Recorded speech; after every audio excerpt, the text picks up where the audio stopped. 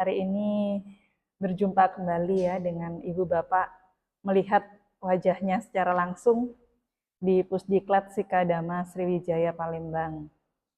Hari ini pertama kali saya datang di tahun ini ya. Di tahun ini. Terakhir saya ingat tahun lalu di bulan November saya datang ke tempat ini, dan hari ini saya melihat semangat dari Ibu Bapak belajar Dhamma juga masih berkobar ya, berkobar dalam artian ini adalah satu hal yang baik, semuanya tetap merawat hal-hal bajik, hal-hal luhur di dalam diri kita masing-masing. Nah, Ibu Bapak serta hadirin sekalian, hari ini saya akan membahas satu sutta ya, yang berjudul Ambalatika Rahulawada Sutta.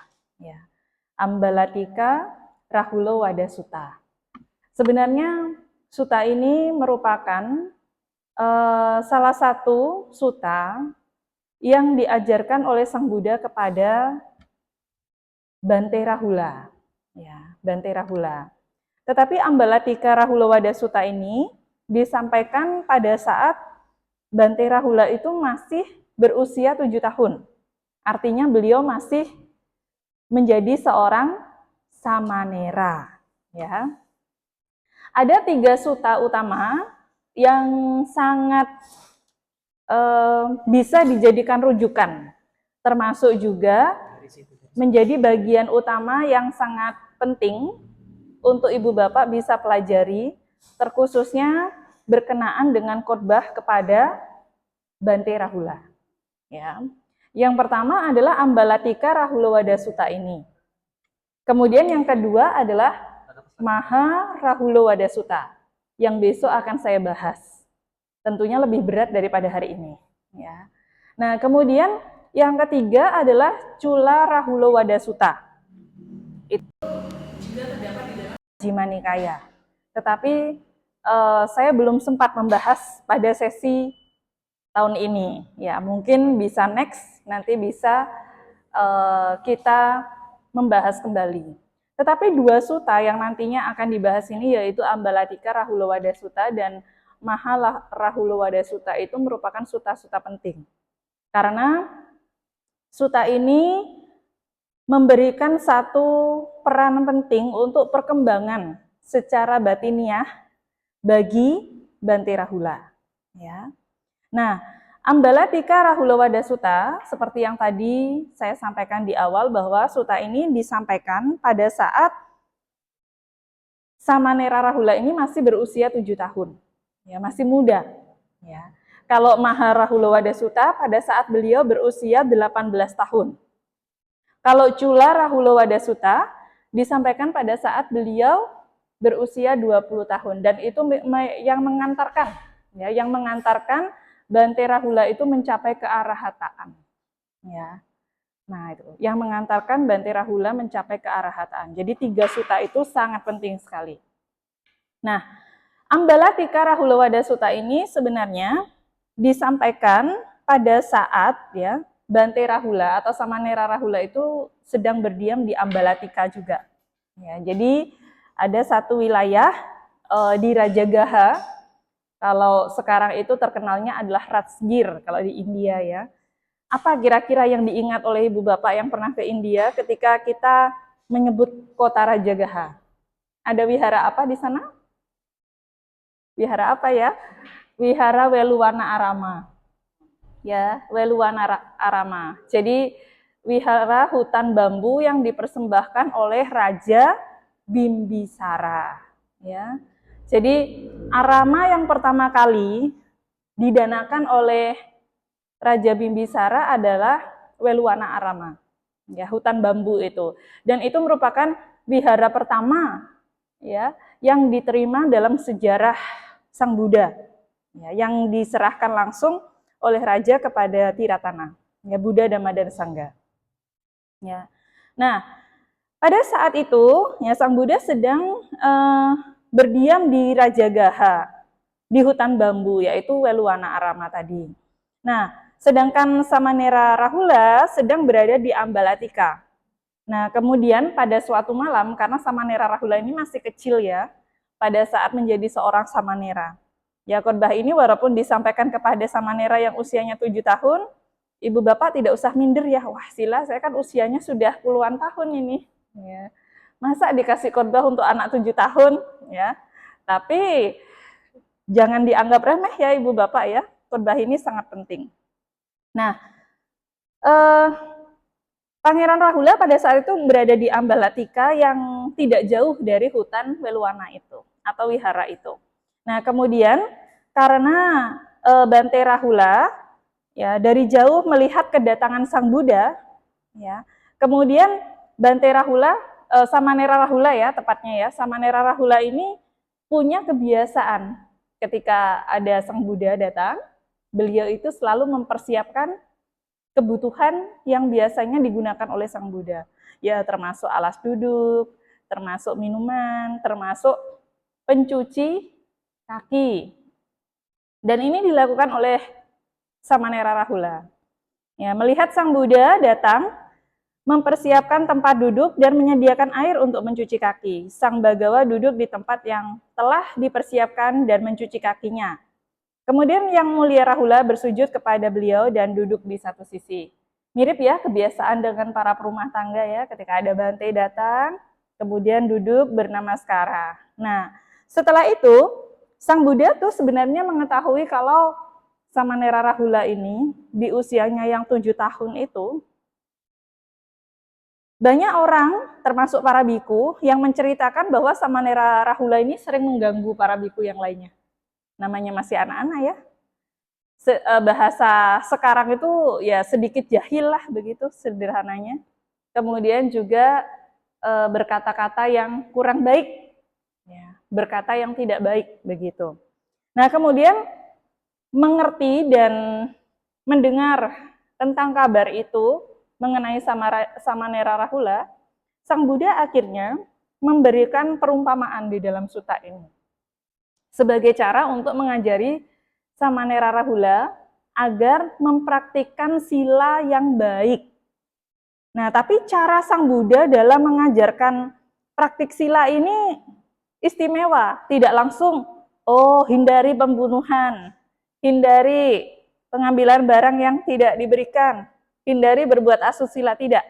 Nanti di sini ibu bapak akan belajar bagaimana teknik Sang Buddha mengajari Samanera Rahula untuk memurnikan batin melalui praktik sila.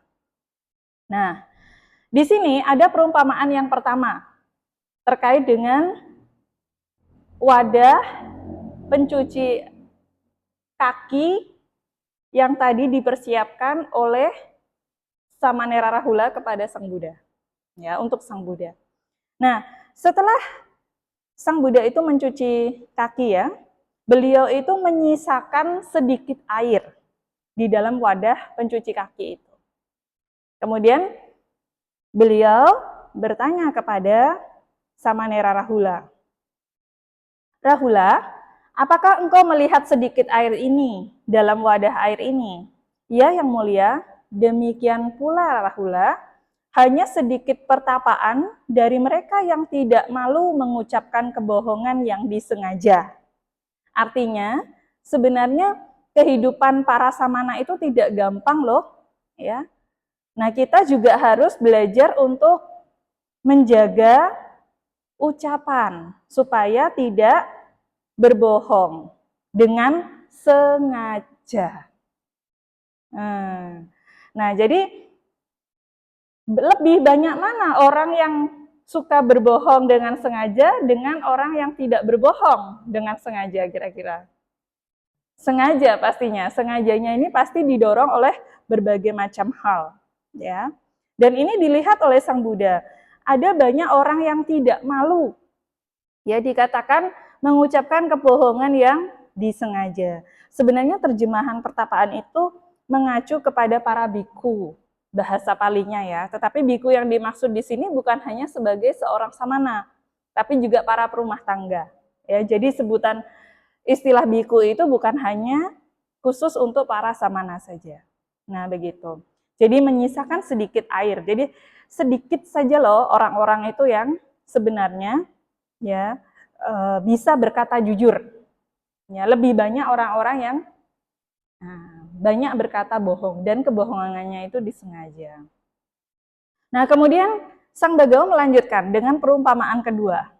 Ya, perumpamaan yang kedua. Diingat-ingat ya Ibu Bapak ya, nanti ada berapa perumpamaan di sini, ya. Nah, yang kedua, setelah tadi air yang disisakan sedikit, ya, Sang Buddha membuat perumpamaan, membuang sedikit air itu yang tersisa tadi. Jadi, sisa air yang diumpamakan sedikit ya orang-orang yang tidak malu. Nah, maaf, yang malu istilahnya ya, berucap bohong, begitu. Nah, ini air yang sedikit itu kemudian dibuang oleh Sang Buddha. Kemudian disampaikan kepada Samanera Rahula, Rahula, apakah engkau melihat air yang telah dibuang itu? Kemudian Bante Rahula, Samanera Rahula menjawab, iya yang mulia, saya melihatnya. Demikian pula Rahula, mereka yang tidak malu mengucapkan kebohongan yang disengaja telah membuang pertapaan mereka.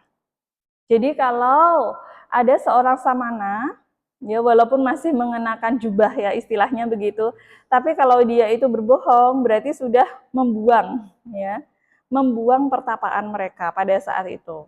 Nah, seperti itu. Jadi Sang Buddha itu menegaskan kepada Samanera Rahula, walaupun kamu masih kecil loh ya, 7 tahun, kamu ini adalah seorang samana. Jadi jangan sampai berucap bohong ya, seperti itu. Dengan perumpamaan yang kedua ini. Nah, kemudian setelah air sisa yang sedikit tadi dibuang, Sang Buddha kemudian membalikkan mangkoknya. Jadi menyisakan sedikit, air yang sedikit dibuang, kemudian mangkoknya dibalik wadah airnya tadi. Nah, Sang Buddha kembali bertanya kepada Samanera Rahula, Rahula, apakah engkau melihat wadah air yang dibalikkan ini?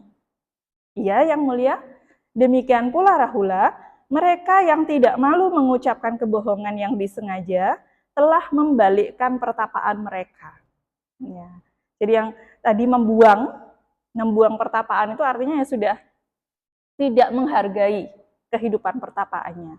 Nah, kalau membalik itu sudah seperti halnya kehidupan petapa yang kembali ke kehidupan perumah tangga. Nah, seperti itu, ya. Kalau ini ibarat membalikkan wadah. Nah, kemudian Sang Bagawa kembali memberikan perumpamaan yang keempat, Ibu Bapak. Yaitu setelah wadahnya tadi dibalik, wadahnya balik lagi, kembalikan ke posisi awal ya, begitu. Nah, kemudian bertanya kepada Samanera Rahula, Rahula, apakah engkau melihat wadah air yang cekung ini? Wadah air yang kosong ini? Iya, yang mulia. Demikian pula Rahula, cekung dan kosong pertapaan mereka yang tidak malu mengucapkan kebohongan yang disengaja. Jadi walaupun menjalani kehidupan pertapaan, jadi pertapaannya itu kosong, nggak ada manfaatnya, ya, karena batinnya akan penuh kegelisahan, jadi cekung kosong, seperti wadah yang sudah dibalik itu. Nah itu. Nah, sudah berapa perumpamaan tadi? 4 ya. Nah, kemudian dilanjutkan dengan perumpamaan yang kelima. Ini sudah di luar dari mangkok air tadi. Ya, Sang Buddha memberikan perumpamaan tentang seekor gajah. Ya. Apa perumpamaannya di sini? Ibu Bapak, bagus sekali kalimat ini. Misalkan Rahula, ada seekor gajah besar dengan gading sepanjang tiang kereta. Bisa membayangkan ya, gading sepanjang tiang kereta. Dewasa dalam posturnya, dari keturunan yang baik, dan terbiasa dalam pertempuran. Dalam pertempuran, ia melakukan tugasnya dengan kaki depan dan kaki belakangnya, dengan bagian tubuh depan dan bagian tubuh belakangnya, dengan kepala dan kupingnya, dengan gading dan ekornya. Namun ia akan menyembunyikan belalainya. Kenapa? Yang dimaksud di sini apa? Jadi seekor gajah dewasa itu ketika berada di medan perang, Ibu Bapak, dalam upaya melawan musuh-musuhnya, gajah ini ya, seekor gajah itu akan berusaha menggunakan semua organ tubuhnya, ya. pakai kepala, pakai kaki depan, kaki belakang. Tapi bagian terakhir yang pasti akan digunakan gajah itu pasti belalainya. Begitu. Jadi belalai itu ibaratnya bagian terkuat dari gajah itu. Dengan cara untuk melawan musuhnya itu. Diangkat musuhnya biasanya langsung diinjak, dibanting dengan belalai. Ini gajah itu belum pakai belalainya. Masih disembunyikan belalainya itu. Nah, kemudian Sang Buddha melanjutkan. Kemudian penunggangnya akan berpikir, gajah besar ini dengan gading sepanjang tiang kereta. Melakukan tugasnya dengan kaki depan dan kaki belakangnya, namun ia menyembunyikan belalainya. Ia belum mempertaruhkan nyawanya. Jadi belalai itu adalah bagian terkuat ya di medan perang bagi seekor gajah dewasa. Nah, tetapi ketika gajah besar itu melakukan tugasnya dengan kaki depan dan kaki belakangnya, dengan bagian tubuh depannya dan bagian tubuh belakangnya, dengan kepala dan kupingnya, dengan gading, ekor, dan juga dengan belalainya, maka penunggangnya akan berpikir, gajah besar ini dengan gading sepanjang tiang kereta melakukan tugasnya dengan kaki depan dan kaki belakangnya, dan juga dengan belalainya. Ia telah mempertaruhkan nyawanya. Jadi itu sudah mengerahkan semua kekuatannya, istilahnya begitu Ibu Bapak, dalam upaya melawan musuh. Ya. Sekarang tidak ada apapun yang tidak akan dilakukan oleh gajah itu. Gajah kalau sudah ngamuk pakai belalai, nah apa saja itu bisa diangkat. Pohon saja bisa tumbang istilahnya ya, seperti itu. Apalagi manusia, ya. Kepalanya Ibu Bapak ini bisa jadi kelapa bagi bagi seekor gajah ya gitu. Nah, apa maksud dari perumpamaan ini Ibu Bapak? Sang Buddha menegaskan, demikian pula Rahula, jika seseorang tidak malu mengucapkan kebohongan yang disengaja, maka tidak ada kejahatan, aku katakan, yang tidak akan ia lakukan. Oleh karena itu, Rahula, engkau harus berlatih dengan sebagai berikut. Aku tidak akan mengucapkan kebohongan, bahkan sebagai suatu gurauan. Bercanda saja sebenarnya tidak boleh berbohong ya Ibu Bapak ya. Jadi sederhananya begini, seseorang yang sudah berbohong satu kali, dia akan menggunakan cara untuk menutupi kebohongan di awal. Berarti sudah berbohong 2 kali. Berbohong 2 kali, dia akan cari cara lagi ketiga untuk menutupi kebohongan yang 1, 2 tadi. Terus sampai pokoknya mengerahkan segala usahanya. Begitu. Bahkan kalau sudah sampai ketahuan dan itu membahayakan dirinya ya, orang itu bisa sampai melakukan pembunuhan. Ya di zaman sekarang banyak ya Ibu Bapak ya, contoh-contoh kasus korupsi yang atau pencucian uang begitu ya, yang disembunyikan. Untuk menyembunyikan kebohongan pertama, dia sampai melakukan tindakan-tindakan kejahatan yang lainnya. Itulah ibarat sebagai seekor gajah tadi, yang awalnya menggunakan kaki depan, kaki belakang, menggunakan gading, ya, dan lain-lain. Sampai terakhir itu dia mengerahkan usaha terakhirnya dengan belalainya, ya, untuk mengalahkan musuh. Nah, sama halnya orang yang awalnya berbohong, mungkin kebohongannya itu sederhana sekali, ya, tapi sekali ini ternyata membahayakan, akhirnya menutupi kebohongan lagi, bahkan sampai melakukan tindakan kejahatan yang sangat fatal sekali, ya, melakukan kejahatan yang berat, bisa memfitnah, bisa membunuh, ya, bisa melakukan apa saja, ya, melakukan tindakan kekerasan dan lain-lain, gitu. Nah, ya, kebohongan yang disengaja, maka tidak ada kejahatan, aku katakan, yang tidak akan ia lakukan. Betul, itu harus selesai kalimatnya ya. Itu. Jadi orang yang berbohong itu punya potensi, sederhananya bisa melakukan kejahatan yang lebih besar. Begitu. Ya. Jadi di dalam sutta ini begitu. Ya, demikian pula Rahula, jika seseorang tidak malu mengucapkan kebohongan yang disengaja, maka tidak ada kejahatan, aku katakan, yang tidak akan ia lakukan. Ya. Begitu. Berarti melakukan, betul, ya. Pasti akan ada potensi melakukan kejahatan berikutnya, begitu. Ini dalam hal kebohongan. Nah, lalu oleh karena itu Rahula, engkau harus berlatih sebagai berikut. Aku tidak akan mengucapkan kebohongan, bahkan sebagai suatu gurauan. Ya.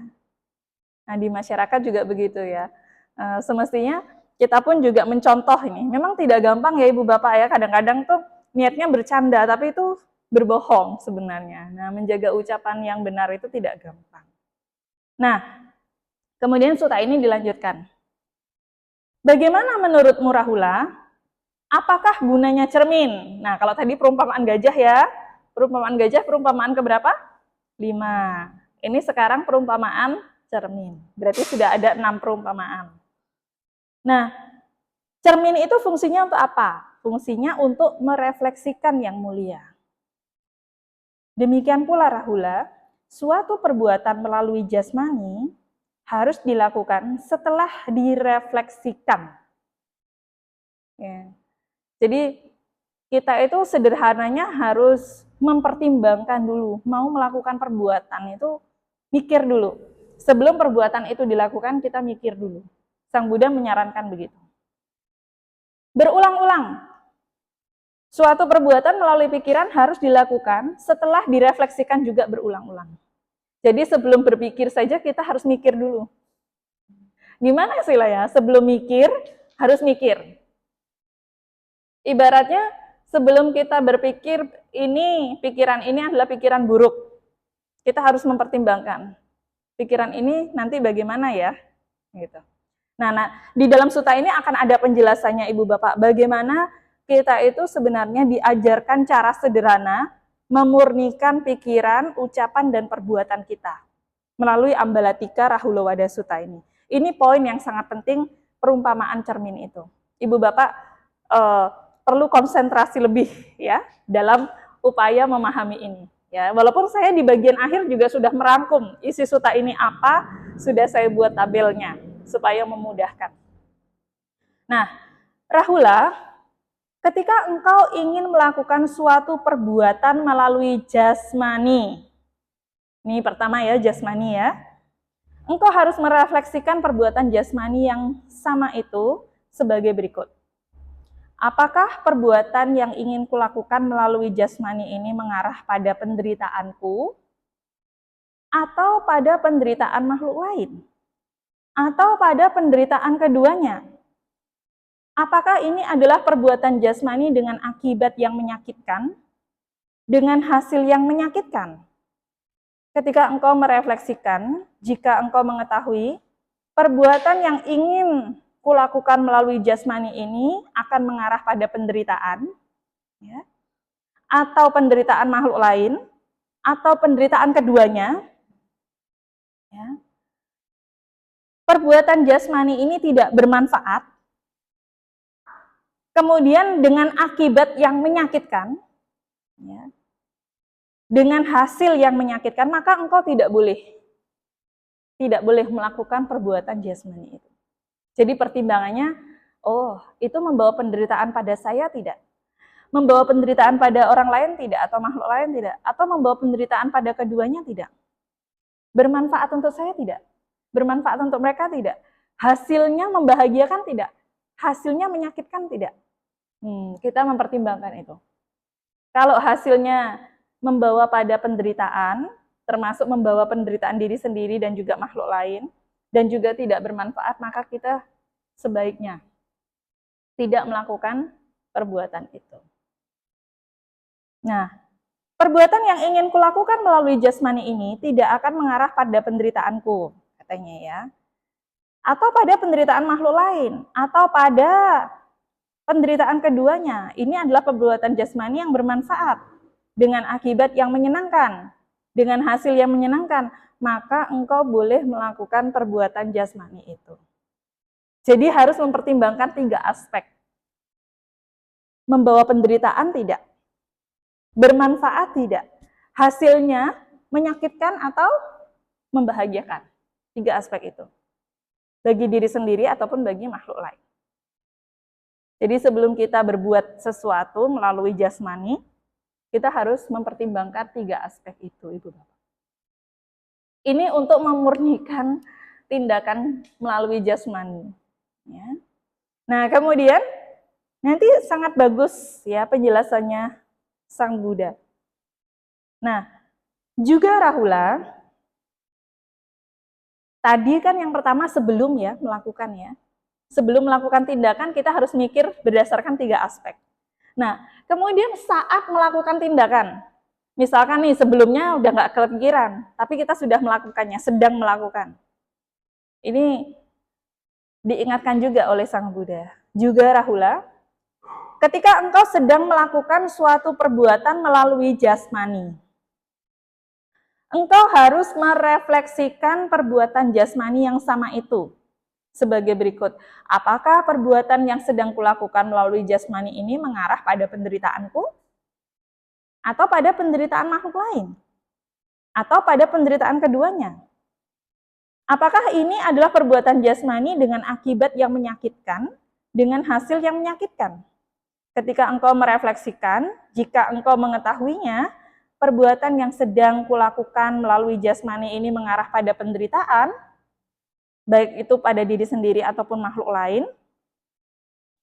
ataupun pada keduanya, ini adalah perbuatan jasmani yang tidak bermanfaat, dengan akibat yang menyakitkan, dengan hasil yang menyakitkan juga, maka engkau harus menghentikan. Kalau tadi, sebelum melakukan perbuatan, apa yang dilakukan?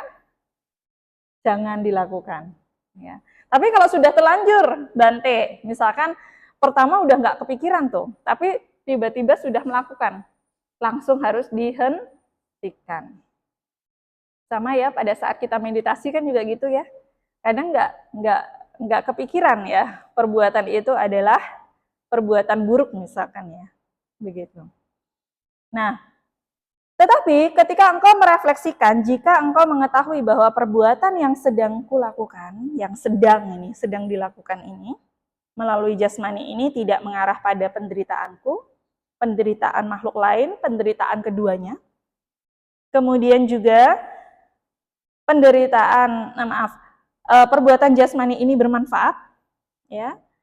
Kemudian akibatnya juga menyenangkan atau membahagiakan, dengan hasil yang menyenangkan atau membahagiakan juga, maka engkau boleh melanjutkan perbuatan melalui jasmani itu. Nah, kita sekarang coba merefleksikan Ibu Bapak. Perbuatan jasmani, apa sih aktivitas jasmani sehari-hari kita kira-kira? Aktivitas sehari-hari kita. Apa ya sila ya? Dari bangun tidur. Perbuatan jasmani dulu ini. Kalau di dalam Pancasila Buddhis, yang memuat perbuatan jasmani ini apa saja? Tidak membunuh, tidak mencuri, tidak berbuat asusila, tidak berbohong itu ucapan. Termasuk bergosip juga ya? Ya, itu ucapan. Jasmani itu ada 4 ya, termasuk minum-minuman itu. Nah itu juga sebelum Ibu Bapak, ya istilahnya dari 5 sila itu. Ya, ibaratnya terpikir mau melakukan pelanggaran 5 sila begitu ya. Kita pun juga harus mempertimbangkan. Kalau tahun lalu itu saya menjelaskan tentang metasutta ya, ada istilah kata nipakocha. Nipako itu artinya penuh pertimbangan. Nah, nipako itu berbeda dengan wicikica ya. Penuh pertimbangan dengan keraguan-raguan itu berbeda ya Ibu Bapak ya. Kalau keraguan-raguan itu dasarnya adalah pandangan salah. Kalau penuh pertimbangan itu dasarnya adalah kebijaksanaan. Dalam artian orang yang penuh pertimbangan itu maksudnya punya nipako itu adalah sebelum dia berbuat sesuatu atau saat sedang berbuat sesuatu atau setelahnya dia merefleksikan 3 aspek tadi.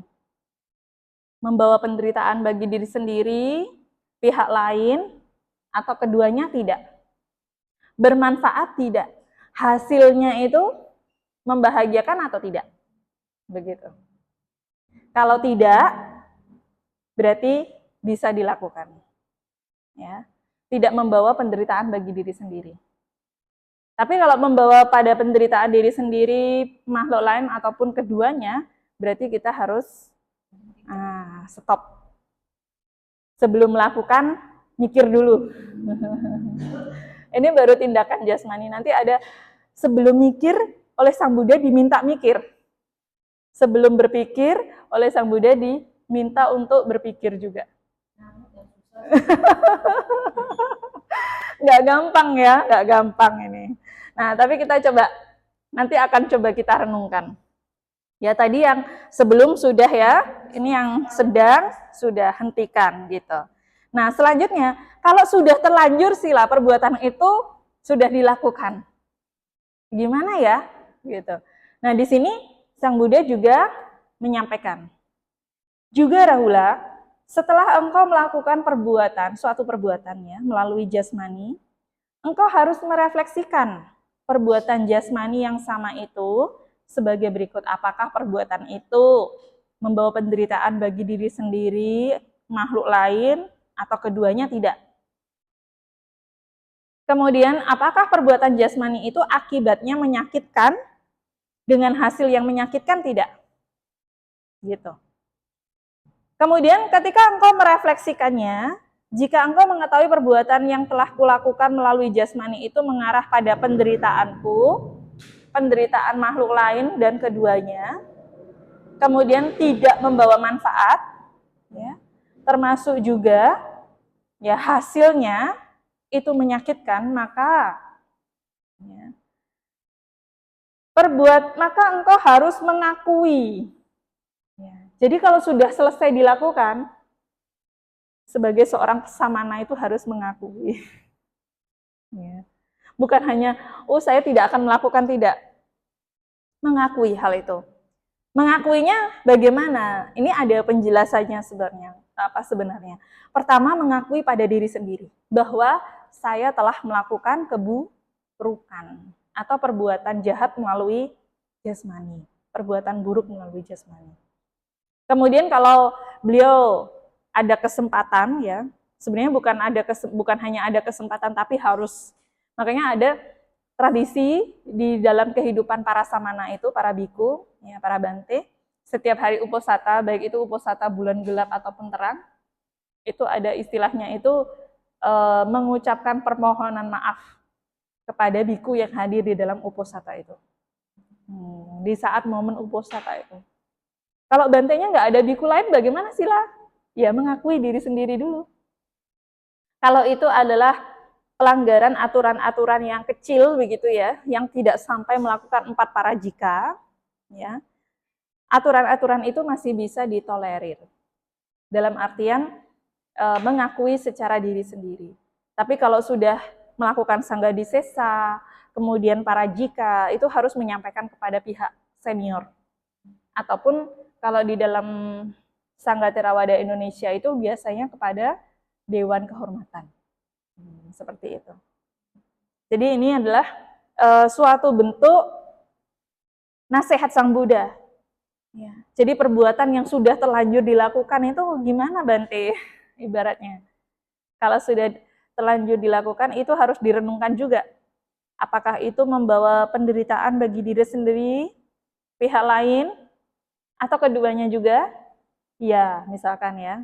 Kemudian, apakah perbuatan itu bermanfaat? Tidak. Tidak. Apakah hasilnya, akibatnya itu menyakitkan bagi diri sendiri dan orang lain? Tidak. Ya. Hasilnya menyakitkan atau tidak? Gitu. Kalau menyakitkan, ya harus segera diakui. Ya. Kalau setelah melakukannya, ya satu, begitu.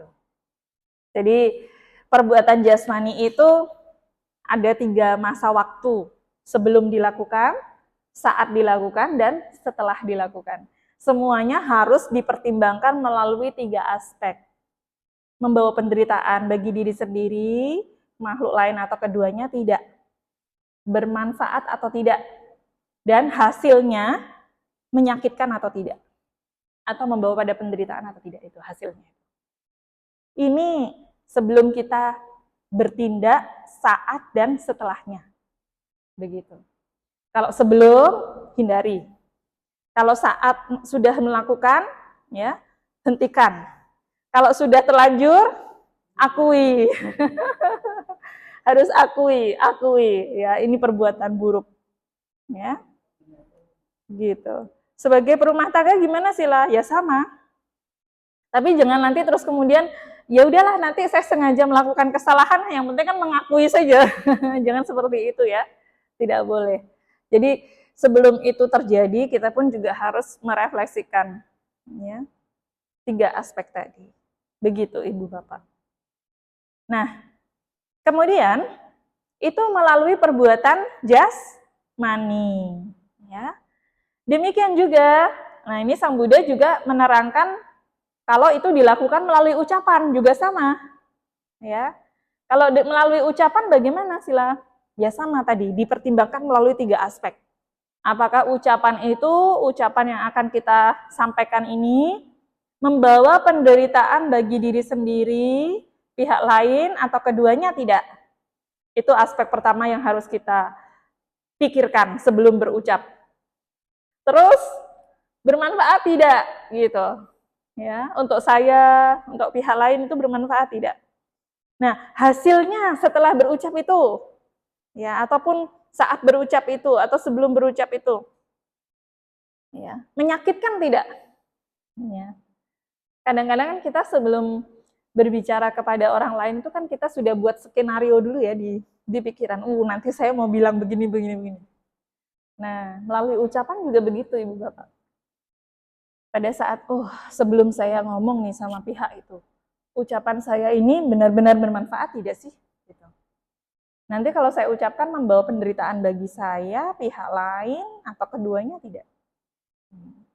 Biasanya itu berurusan dengan ucapan, apa biasanya Ibu Bapak? Gosip ya, atau fitnah, atau gibah, gibah sekarang, dan lain-lain gitu. Nah ini juga kadang-kadang kita juga penting sebagai umat Buddha, Ibu Bapak, mempertimbangkan dulu sebelum membicarakan orang lain, misalkan ya, menggosipkan pihak lain tuh kita mempertimbangkan dengan 3 aspek tadi. Ya, jadi sebenarnya 3 aspek itulah yang disebut sebagai kebijaksanaan. Karena tahu ini membawa penderitaan atau tidak, bermanfaat atau tidak, hasilnya bagaimana. Ya, itu pertimbangannya. Jadi 3 aspek pertimbangan itu merupakan panya melalui ucapan. Nah, kalau sebelum berucap, setelah dipertimbangkan melalui 3 aspek itu ternyata membawa pada penderitaan, hindari ucapan itu. Kalau bisa jangan sampai ngomong. Kalau sudah terlanjur ngomong, gimana sila? Sedang bicara, stop dulu. Diam dulu, udah stop. Ini ucapan yang enggak bermanfaat. Kalau sudah terlanjur sila, terlanjur apa? Terlanjur bohong gitu sila. Mengakui, aduh saya tadi bohong. Klarifikasi deh ke orangnya. Maaf ya Bu, maaf ya Pak, tadi saya itu salah ngomong itu. Sebenarnya begini loh. Gitu. Dan tidak apa-apa. Nah itu melalui ucapan Ibu Bapak. Nah terus, ini yang saya kuning, ini juga melalui pikiran. Ini yang tadi saya sebutkan, sebelum kita berpikir oleh Sang Buddha, diminta mikir dulu. Sebelum mikir dulu lah, gitu ya. Sebelum muncul pemikiran, kita harus memikirkan dulu 3 aspek itu. Nah ini biasanya berhubungan dengan pada saat kita duduk diam sendiri. Kalau berbuat secara jasmani ataupun ucapan itu kan urusannya pada saat kita berasosiasi dengan pihak lain. Nah, saat berpikir ini pada saat kita sendiri. Pikiran ini, misalkan pikiran yang disertai dengan loba, atau pikiran yang disertai dengan dosa atau kebencian misalkan. Pada saat saya mikir seperti ini, saya ini membawa penderitaan bagi diri saya sendiri, pihak lain atau tidak? Gitu. Bermanfaat atau tidak pikiran seperti ini? Hasil dari pikiran ini nanti menyakiti diri saya sendiri atau tidak? Begitu. Jadi sebelum mikir, kita diajak mikir dulu. Ya. Kalau orang Jawa itu sering, sik toh, dipikir sik, gitu kan biasanya ya. Sebentar, dipikir dulu. Jadi kadang kita itu memikirkan atau mempertimbangkan sesuatu itu bukan hanya pada saat kita mau bertindak secara jasmani ataupun ucapan saja, Ibu Bapak. Tapi bahkan ketika kita itu mau berpikir sesuatu, kita hendaknya juga mempertimbangkannya. Begitu. Nah, ini agak butuh refleksi ke dalam ya.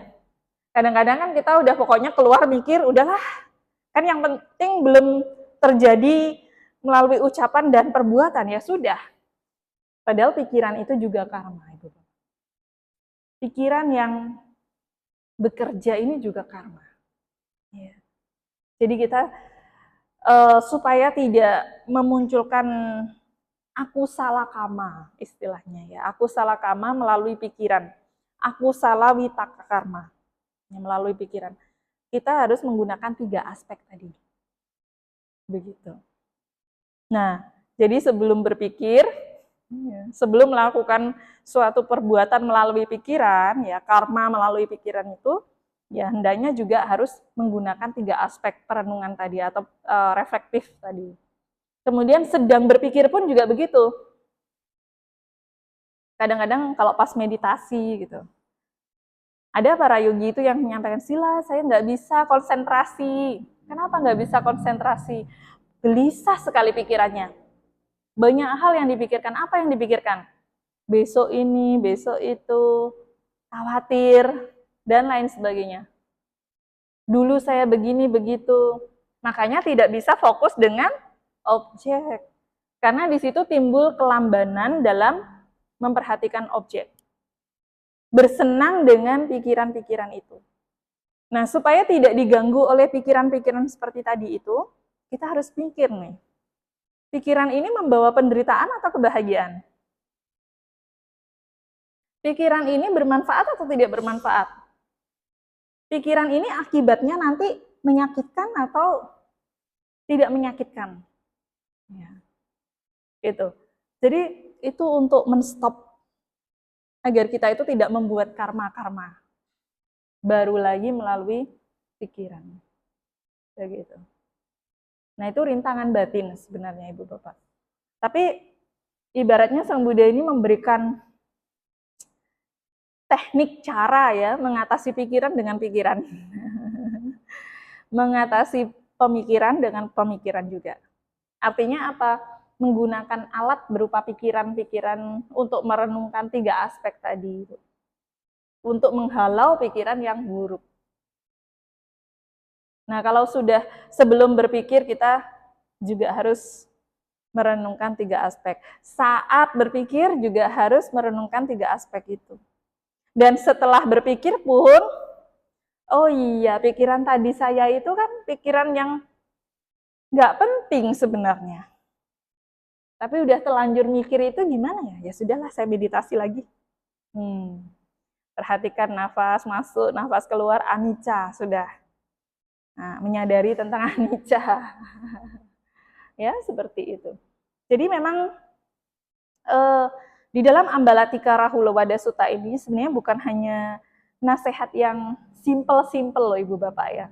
Tapi Samanera Rahula itu diajari oleh Sang Buddha bagaimana beliau itu punya sila yang baik melalui 3 aspek pintu, yaitu pikiran, ucapan, dan perbuatan.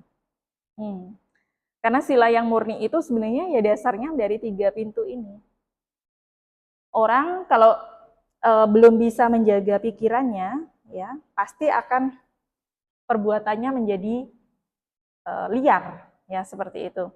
Tapi Sang Buddha runut ini, perbuatannya yang nampak kasar dulu dilihat, terus ucapannya, terus baru pikirannya bagaimana, diarahkan supaya terarah pada hal-hal yang bajik gitu, punya kebiasaan-kebiasaan yang bajik. Ini sebenarnya adalah teknik untuk memiliki sila yang murni, sila wisudi. di dalam Ambalatika Rahulawada Sutta itu. Jadi kalau kita bertanya gimana sih sila memurnikan sila itu? Memurnikan praktik moralitas itu bagaimana? Ini jawabannya. Dengan 3 aspek pertimbangan itu. Jadi bukan hanya sekedar menghindari pembunuhan, pencurian, ya. Tapi bagaimana tata kebiasaan yang kita lakukan itu, ya akarnya tidak melakukan keburukan itu karena dengan 3 aspek pertimbangan tadi. Kita munculkan pertimbangan dulu. Sebentar. Mau mikir ini bermanfaat tidak sih? Nah, nggak penting ini. Nanti kalau kita sudah sering begitu Ibu Bapak, akan tahu nih, pikiran ini nggak bermanfaat. Udahlah, tinggalkan. Ucapan ini nggak bermanfaat, diem. Perbuatan itu nggak bermanfaat, nggak usah dilakukan. Ya. Ini karena kita sudah ahli, ya, dalam artian itu mempertimbangkan apa yang bermanfaat dan tidak bermanfaat untuk diri sendiri. Begitu.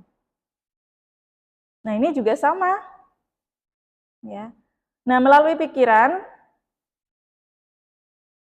kalau seseorang, ya, istilahnya itu pada saat sebelum berpikir, saat berpikir dan setelah berpikir itu merenungkan 3 aspek itu, maka dia akan mengalami sukacita, kebahagiaan dalam pikiran itu.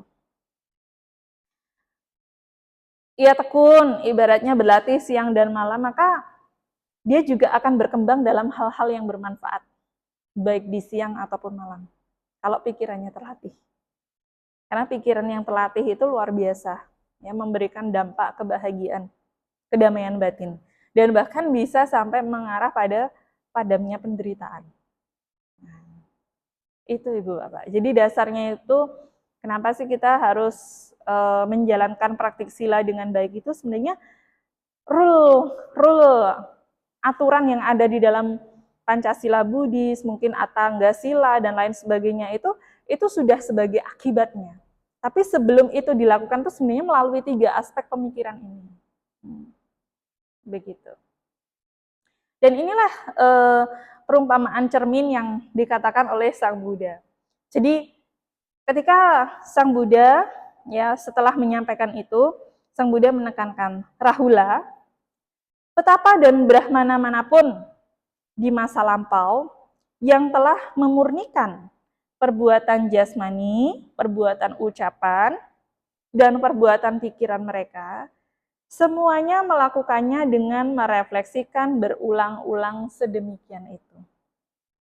Jadi, merefleksikan 3 aspek tadi itu bisa memurnikan, ya, memurnikan perbuatan jasmani, ucapan, dan juga pikiran. Mengarah pada sila wisudi. Bisa dibayangkan Ibu Bapak, baru memurnikan praktik sila saja sudah menimbulkan kebahagiaan. Apalagi memurnikan kualitas batin. Pikiran. Ya, itu lebih pada upaya untuk mengembangkan hal-hal bajik. Ya. Nah, petapa dan brahmana manapun di masa depan yang akan memurnikan perbuatan jasmani, perbuatan ucapan, dan perbuatan pikiran mereka, semuanya akan melakukannya dengan merefleksikan berulang-ulang seperti demikian. Petapa dan brahmana manapun di masa sekarang, masa mendatang sama ajarannya. Masa sekarang yang memurnikan perbuatan jasmani, perbuatan ucapan, dan perbuatan pikiran mereka, semuanya melakukannya dengan merefleksikannya berulang-ulang seperti demikian. Oleh karena itu Rahula, engkau harus berlatih sebagai berikut. Kami akan memurnikan perbuatan jasmani kami, perbuatan ucapan kami, dan perbuatan pikiran kami dengan merefleksikannya berulang-ulang. Itu adalah apa yang dikatakan oleh Sang Bagawa, dan Yang Mulia Rahula merasa puas dan bergembira mendengar kata-kata Sang Bagawa. Ya. Jadi melalui sutta ini sebenarnya kita belajar Ibu Bapak. Ibu Bapak tidak usah merasa kesulitan Gimana sih Sila cara memurnikan batin, memurnikan ucapan, memurnikan perbuatan itu sebenarnya? Simple. Sebelum, saat, setelah, refleksikan melalui 3 aspek tadi. Apakah sebelum kita itu berpikir, berucap, bertindak, hal itu membawa penderitaan bagi saya, pihak lain, atau keduanya? Bermanfaat bagi saya, pihak lain, atau keduanya? Ataukah hasilnya menyakitkan atau tidak? Untuk saya, pihak lain, dan keduanya. Itu cara paling simpel. Ya. Cara paling simpel tapi nggak mudah ya sudah. Iya. Cara paling simpel tapi tidak simpel itu Sila ya. Tapi itulah Ibu Bapak. Ibaratnya itu gimana untuk kita itu punya kewaspadaan supaya batin kita itu murni. Kadang-kadang sebenarnya ini praktik dalam kehidupan kita sehari-hari loh, ya kan? Dalam artian misalkan Ibu Bapak keseharian berasosiasi dengan keluarga, mungkin juga dengan pegawai, mungkin juga dengan tetangga, dengan teman-teman, ya. Kita itu tidak akan terelakkan untuk melakukan tindakan-tindakan melalui jasmani dan ucapan, serta muncul pikiran-pikiran tertentu. Ya. Tetapi cara paling mudah untuk mengurangi penderitaan itu ya seperti itu tadi. Saya kok nggak nyaman hati ya Sila ya. Kok rasanya memikirkan hal itu bikin dada saya sesek terus, ingat terus. Ya nggak usah dipikir, simpelnya begitu. Kok rasanya mudah ya Sila, itu kalau dipraktikkan nggak gampang itu. Karena ingatan itu bisa munculnya tidak hanya sehari 2 kali. Nah, kalau yang baik lupa, yang buruk malah ingat terus ya begitu. Nah itu. Yang buruk itu selalu diingat, ya. Gitu. Ingat orang itu dulu misalkan pernah mencaci maki saya, ibaratnya begitu, atau pernah membohongi saya, pernah tidak jujur pada saya, begitu. Kita renungkan, memikirkan hal itu membawa penderitaan atau kebahagiaan kira-kira. Oh iya, dia kan melakukan hal itu 20 tahun yang lalu. Dia melakukan itu kan seminggu yang lalu. Dan sekarang mungkin orang itu sekarang happy-happy. Mungkin juga bisa saja dia sedang berbuat baik sekarang. Membantu mama papanya dan lain sebagainya. Terus kenapa saya malah justru memunculkan kebencian dalam pikiran saya? Siapa yang rugi ini? Saya atau orang itu sebenarnya? Nah, itu ya. Nah, betul. Jadi kayak kita harus mengkondisikan. Tanpa pengkondisian pikiran, ya sulit memang. Karena segala hal itu untuk menjadi baik itu harus dikondisikan. Ya. Sederhananya Ibu Bapak, ruangan ini bersih. Apakah tiba-tiba tanpa disapu, tanpa dipel, tanpa di vakum, terus ruangannya jadi bersih kira-kira? Tidak kan ya? Atau tiba-tiba ada angin topan sekali, wus, langsung bersih begitu? Tidak kan? Dalam artian kita membuat kondisi. Kondisinya apa? Ya nyapu, ya ngepel, ya membersihkan mungkin jalur serangga dan lain-lain. Maka menjadi bersih. Nah, sama halnya dengan pikiran kita. Nah, juga harus dikondisikan. Kalau mau pikiran kita itu murni, bersih, ucapan kita juga murni, bersih, harus dikondisikan. Kalau ini nggak bermanfaat, membawa penderitaan bagi saya dan pihak lain, ya, nanti hasilnya menyakiti diri saya dan juga pihak lain. Sudahlah, nggak usah ngomong. Selesai di situ. Kalau perbuatan saya juga begitu, atau pemikiran-pemikiran yang saya pikirkan ini juga sedemikian itu, stop, sudah. Begitu. Nah, jadi ringkasan, ya ini ringkasan ya.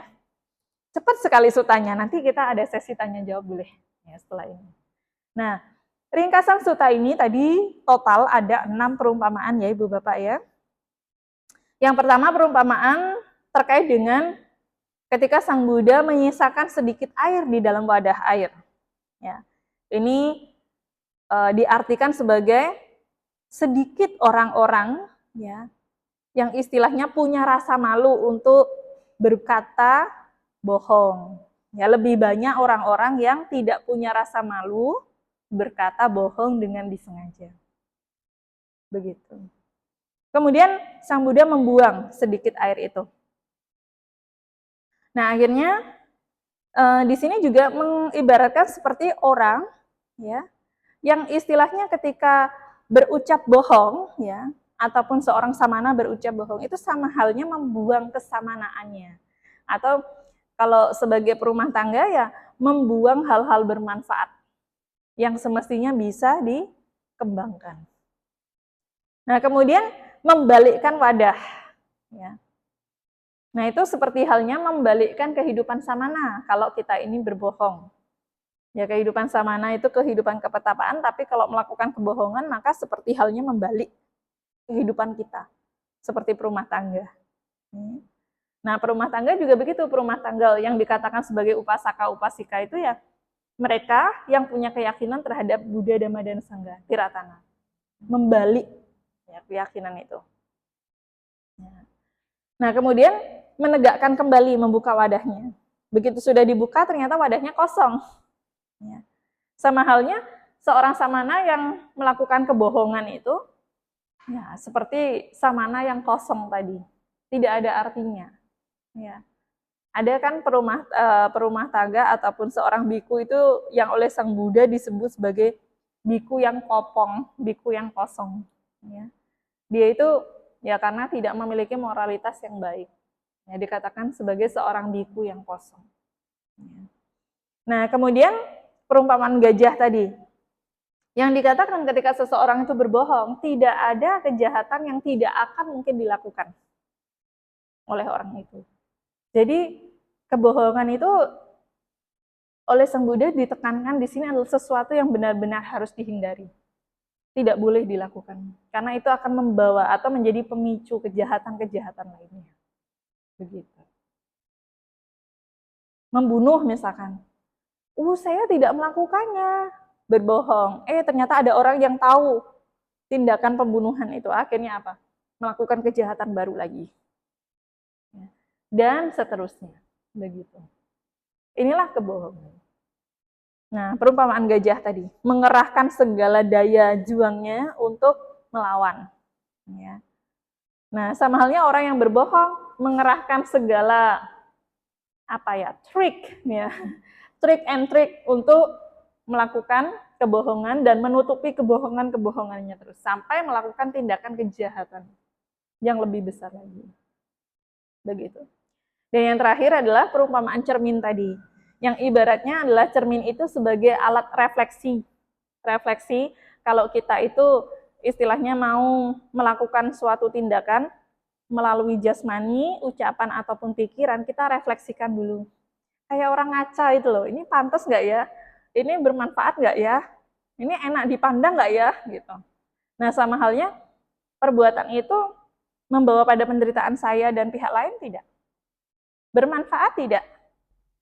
Kemudian juga hasilnya itu menyakitkan tidak? Kita refleksikan itu. Nah, di sini perumpamaan-perumpamaan tadi. Nah, ini ringkasannya ya.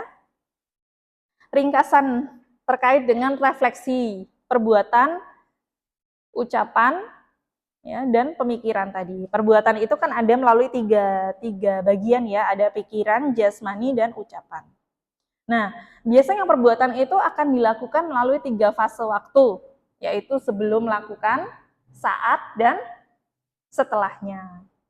Nah, kemudian ada 3 aspek yang menjadi pertimbangan, yang di kolom warna merah itu ya, Ibu Bapak ya. Kita pertimbangannya apa? Munculkan pertanyaan. Apakah perbuatan ini mengarah pada penderitaanku, penderitaan makhluk lain, atau pada penderitaan keduanya? Kemudian apakah ini adalah perbuatan jasmani dengan akibat menyakitkan, dengan hasil yang menyakitkan? Tidak. Kemudian apakah perbuatan ini bermanfaat dengan akibat yang menyenangkan, atau perbuatan tidak bermanfaat dengan akibat yang menyakitkan, dengan hasil yang menyakitkan? Nah, kalau sebelum dilakukan, ya misalkan itu membawa pada penderitaan, ya jangan dilakukan. Kalau itu mengarah pada padamnya penderitaan, lakukan. Ya. Di situ lakukan, garis miring jangan dilakukan. Kalau bermanfaat lakukan, kalau tidak bermanfaat jangan. Ya. Kemudian pada saat melakukan, misalkan hal itu baik, bermanfaat, ya, lanjutkan. Ya. Kalau tidak bermanfaat, hentikan, stop. Di situ. Kalau sudah terlanjur sila, bagaimana sila? Ya tadi itu ringkasannya. Ya. Nah, di sini kalau seseorang itu misalkan sudah terlanjur dan perbuatan itu membawa pada penderitaan, kita harus mengakui tadi ya. Nah, berdiam dengan bahagia, akui kesalahan agar tidak mengulangi ya. Kalau itu bermanfaat, berdiamlah dengan bahagia. Kalau itu tidak bermanfaat atau membawa pada penderitaan, ya, akui ya kesalahan agar tidak mengulangi. Itu penting. Karena yang sudah lewat itu nggak bisa ditarik lagi. Mau bagaimana? Mau sudah lewat. Ya. Tinggal kita punya kesiapan menerima akibatnya saja. Ya. Dan kapan itu akibatnya berbuah sila? Tidak tahu. Bisa kapan saja. Sepanjang potensi kelahiran kita itu masih ada. Kalau sudah jadi arahat, apakah tidak akan berakibat sila? Masih. Ya. Seperti kasusnya siapa misalkan? Bante Mahamogalana, termasuk Bante Anggulimala. Bante Anggulimala itu kalau ibu bapak pergi ke Wihara Jetawana di India ya, kuti beliau di Wihara Jetawana itu didekatkan dengan kutinya Bante Siwali. Ya, menurut guidance-nya ya, guide-nya itu menceritakan bahwa kutinya Bante Anggulimala diletakkan dekat dengan Bante Siwali ini sebenarnya ada tujuannya. Bante Siwali itu sangat dihormati oleh banyak orang. Ya, jadi pada saat ada Bante Anggulimala, maka Bante Siwali ini seperti pelindungnya Bante Anggulimala. Ya. Tapi begitu jalan berpindah patah sendiri, Bante Anggulimala ini masih menerima akibat dari perbuatan buruknya di masa sebelumnya, termasuk di kehidupan itu. Karena telah banyak melakukan tindakan kejahatan berupa pembantaian ya, istilahnya itu membunuh banyak orang, kemudian dimutilasi jarinya. Ya. Nah, keluarga-keluarga dari mereka ini pada saat Bante Anggulimala berpindah patah tidak senang dan masih melakukan tindakan keburukan, padahal beliau sudah jadi arahat loh pada saat itu. Apa yang dilakukan? Melempari batu, ya. Tidak memberi makan, bahkan sampai memukul, menendang, sampai Bante Anggulimala ini ya jatuh tersungkur dan lain-lain. Ya. Nah, itu sebagai akibat buah karma sebenarnya. Nah, seperti halnya kasusnya Bante Mahamogalana. Ya. Beliau itu waktu sebelum parinibbana, beliau itu 6 kali mau dibunuh, bisa menghindar. Nah, saat ke-7 kalinya, sudah tidak bisa. Akhirnya tubuhnya dimutilasi juga. Jadi arahat yang tubuhnya dimutilasi itu Bante Mahamogalana. Tapi karena beliau juga masih punya kesaktian begitu ya, menemui Sang Buddha dengan kondisi tubuhnya kembali. Ya, mutilasinya bertemu kembali, gitu, berkumpul kembali tubuhnya, terus berpamitan, dan setelah itu beliau berparinibbana. Beliau meyakini bahwa memang sudah tidak bisa menghindar akibat karma buruknya di masa lampau. Ya, pada saat beliau masih menjadi seorang bakal Moggallana di masa-masa kehidupan sebelumnya itu, beliau pernah melakukan tindakan kejahatan yaitu membunuh ya, ayah dan ibunya sendiri. Ayah dan ibu kandungnya sendiri. Nah, akhirnya akibat dari karma buruk itu belum selesai dalam 500 kehidupan. Nah, terakhir ya pada saat beliau itu menjadi Bante Mahamoggallana dan mengalami kematian sedemikian itu.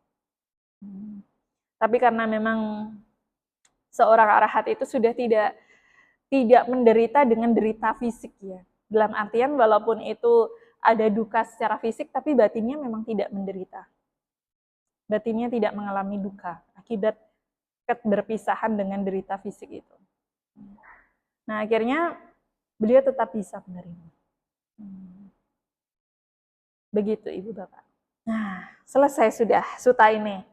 Singkat tapi isinya, wah, walaupun ini diberikan kepada Samanera Rahula yang masih usianya 7 tahun, tapi kita setidaknya dari suta ini sebenarnya memahami tentang bagaimana Bante Rahula diajarkan untuk memurnikan ya pikiran, ucapan, dan perbuatan melalui 3 aspek tadi oleh Sang Buddha. Ya. Nah, setelah itu, setelah mendengar khotbah ini, diceritakan Bante Rahula itu menjaga perilakunya, berubah. Ya, dari Samanera yang awalnya itu usil dengan biku-biku lain, ya susah dinasihati. Ya. Nah, akhirnya Bante Moggallana tuh menjadi orang yang sangat mudah dinasihati dan punya perilaku yang baik. Ya. Maaf, Bante Rahula ya, Bante Rahula. Ya. Bante Rahula ini berubah menjadi Samanera yang baik ya, saat itu. Sampai akhirnya di usia 18 tahun, Sang Buddha mengajarkan lagi khotbah yang berjudul Maha Rahulawada Sutta. Ya, yang besok malam akan saya sampaikan. Nah, ini lebih mendalam ajarannya. Ya, karena Bante Rahula pada saat itu sebenarnya memasuki ya masa-masa akan menjadi biku. Gitu. Masih usianya 18 tahun, masih Samanera juga, tapi sudah remaja gitu. Nah, namanya remaja ya. Saat usia remaja itu Samanera Rahula secara postur tubuh fisik itu sudah keelokannya menyamai Sang Buddha. Ya. Namanya satu gen. Garis keturunan dari Sang Buddha. Fisiknya elok, sehingga beliau itu sangat mengagumi keelokan fisik tubuhnya sendiri. Begitu. Nah, maka Sang Buddha itu memberikan bekal kepada Bante Rahula itu untuk merenungkan berbagai macam perenungan pada tubuh jasmani.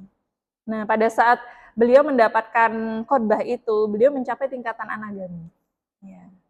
Nah, besok jadi anagami semuanya ya. Nah, itu tahapannya bagaimana besok akan kita jelaskan ya, akan kita bahas begitu. Ya, kita bahas dalam sesi Maha Rahulawada Sutta.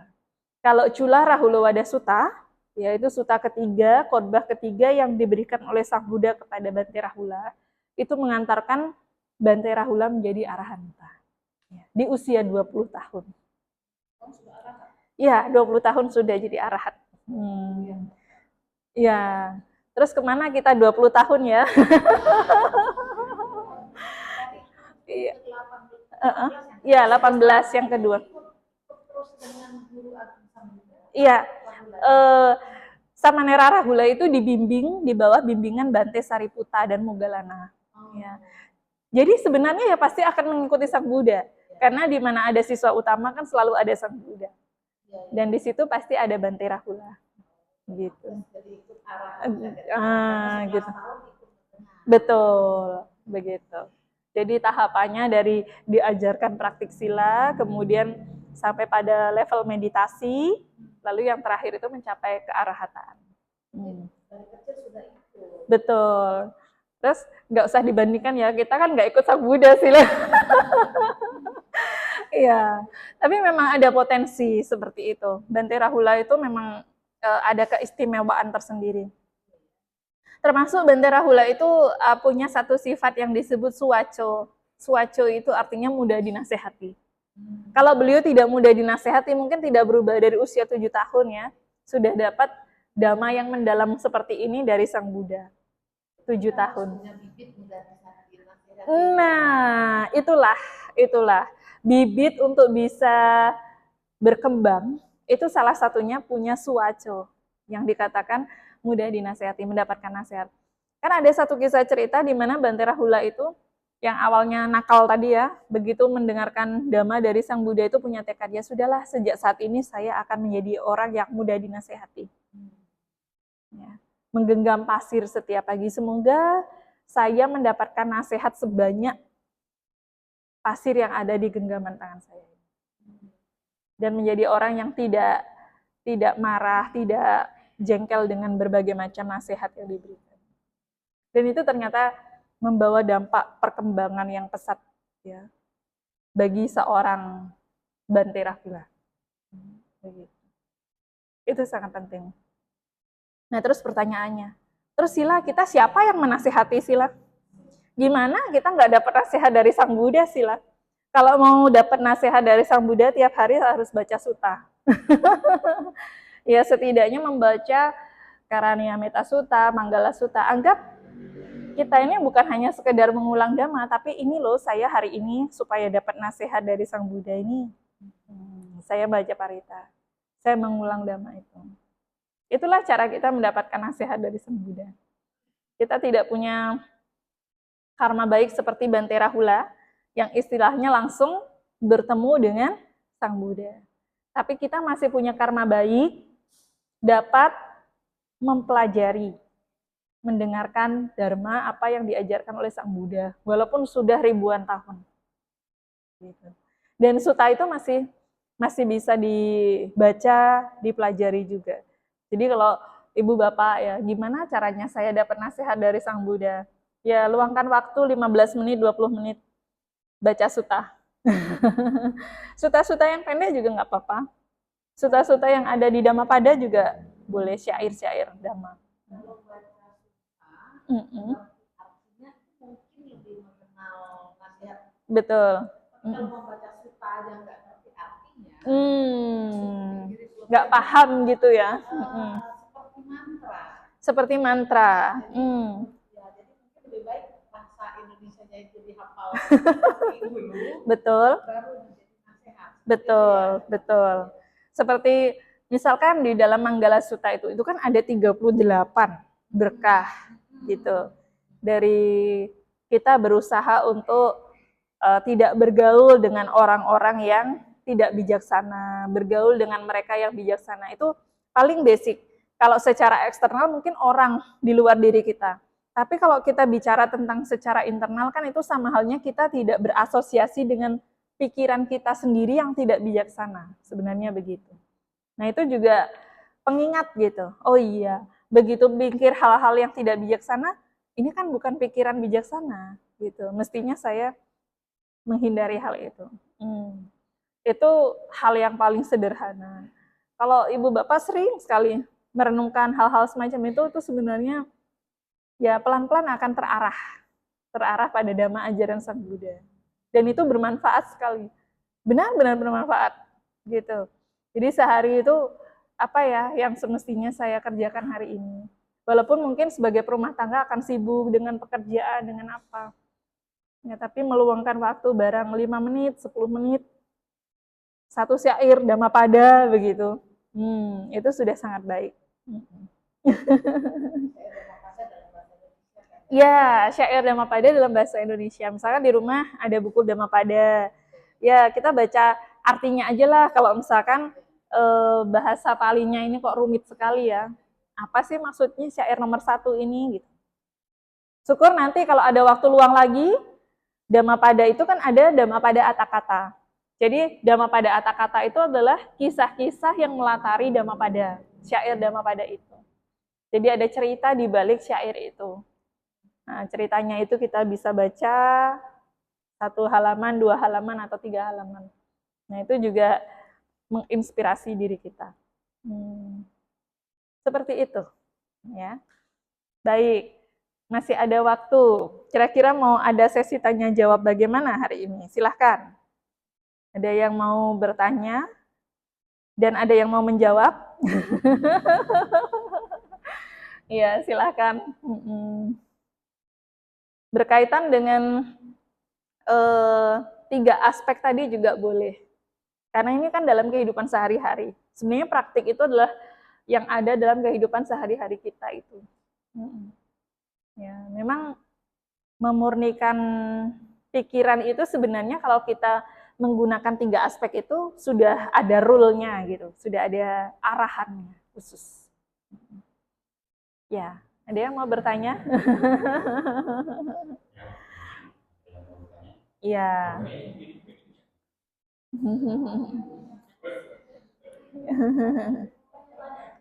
Ya, boleh, silakan. Ya, ketukar ya? Oh, begitu, benar. Terima kasih, Romo. Tes-tes. Iya, lebih jelas ya. Oh, ya. Tadi bicara dengan itu berenergi sekali. Ini cukup ya, santai. Iya. Mm-mm. Gosip ada fungsinya. Fungsinya iya, gosip ada fungsinya. Oke. Wah, ini dapat pelajaran baru saya. Tambah semangat.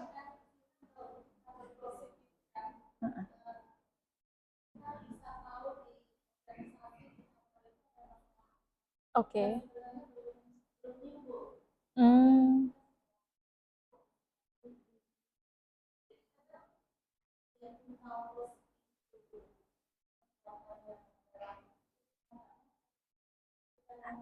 harus dibahas gitu ya.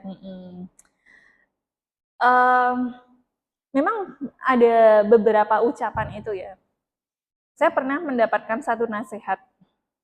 Kita ini memang dalam urusan berbicara ya. Kalau tidak berbicara urusan kebenaran ya, pasti itu akan punya potensi berbicara dengan kebohongan.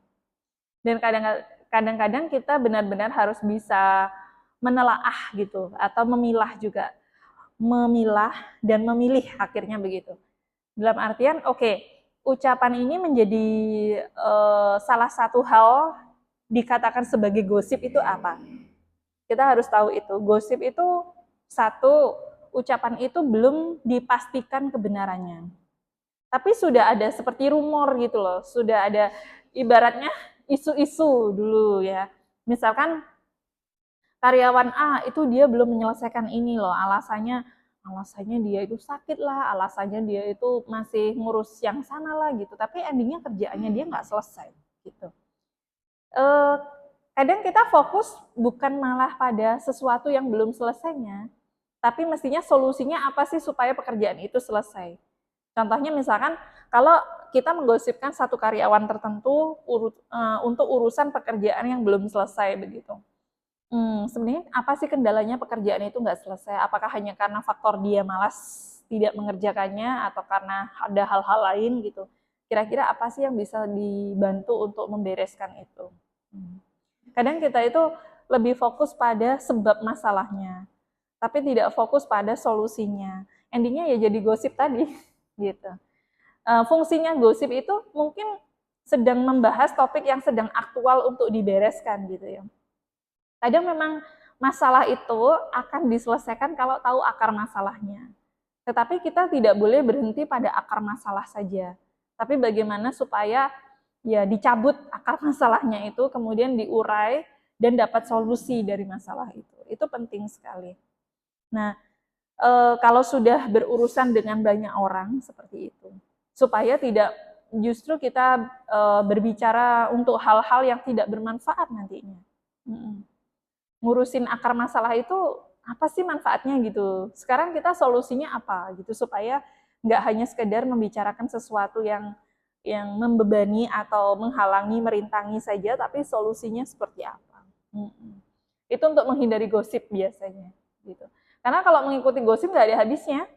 Iya, dia itu malas. Nanti hari pertama, minggu lalu juga sama dia begitu. Udah, nanti minggu lalu juga sama lagi dia begitu. Memang dia kayaknya tipenya orangnya nggak suka kerja deh gitu.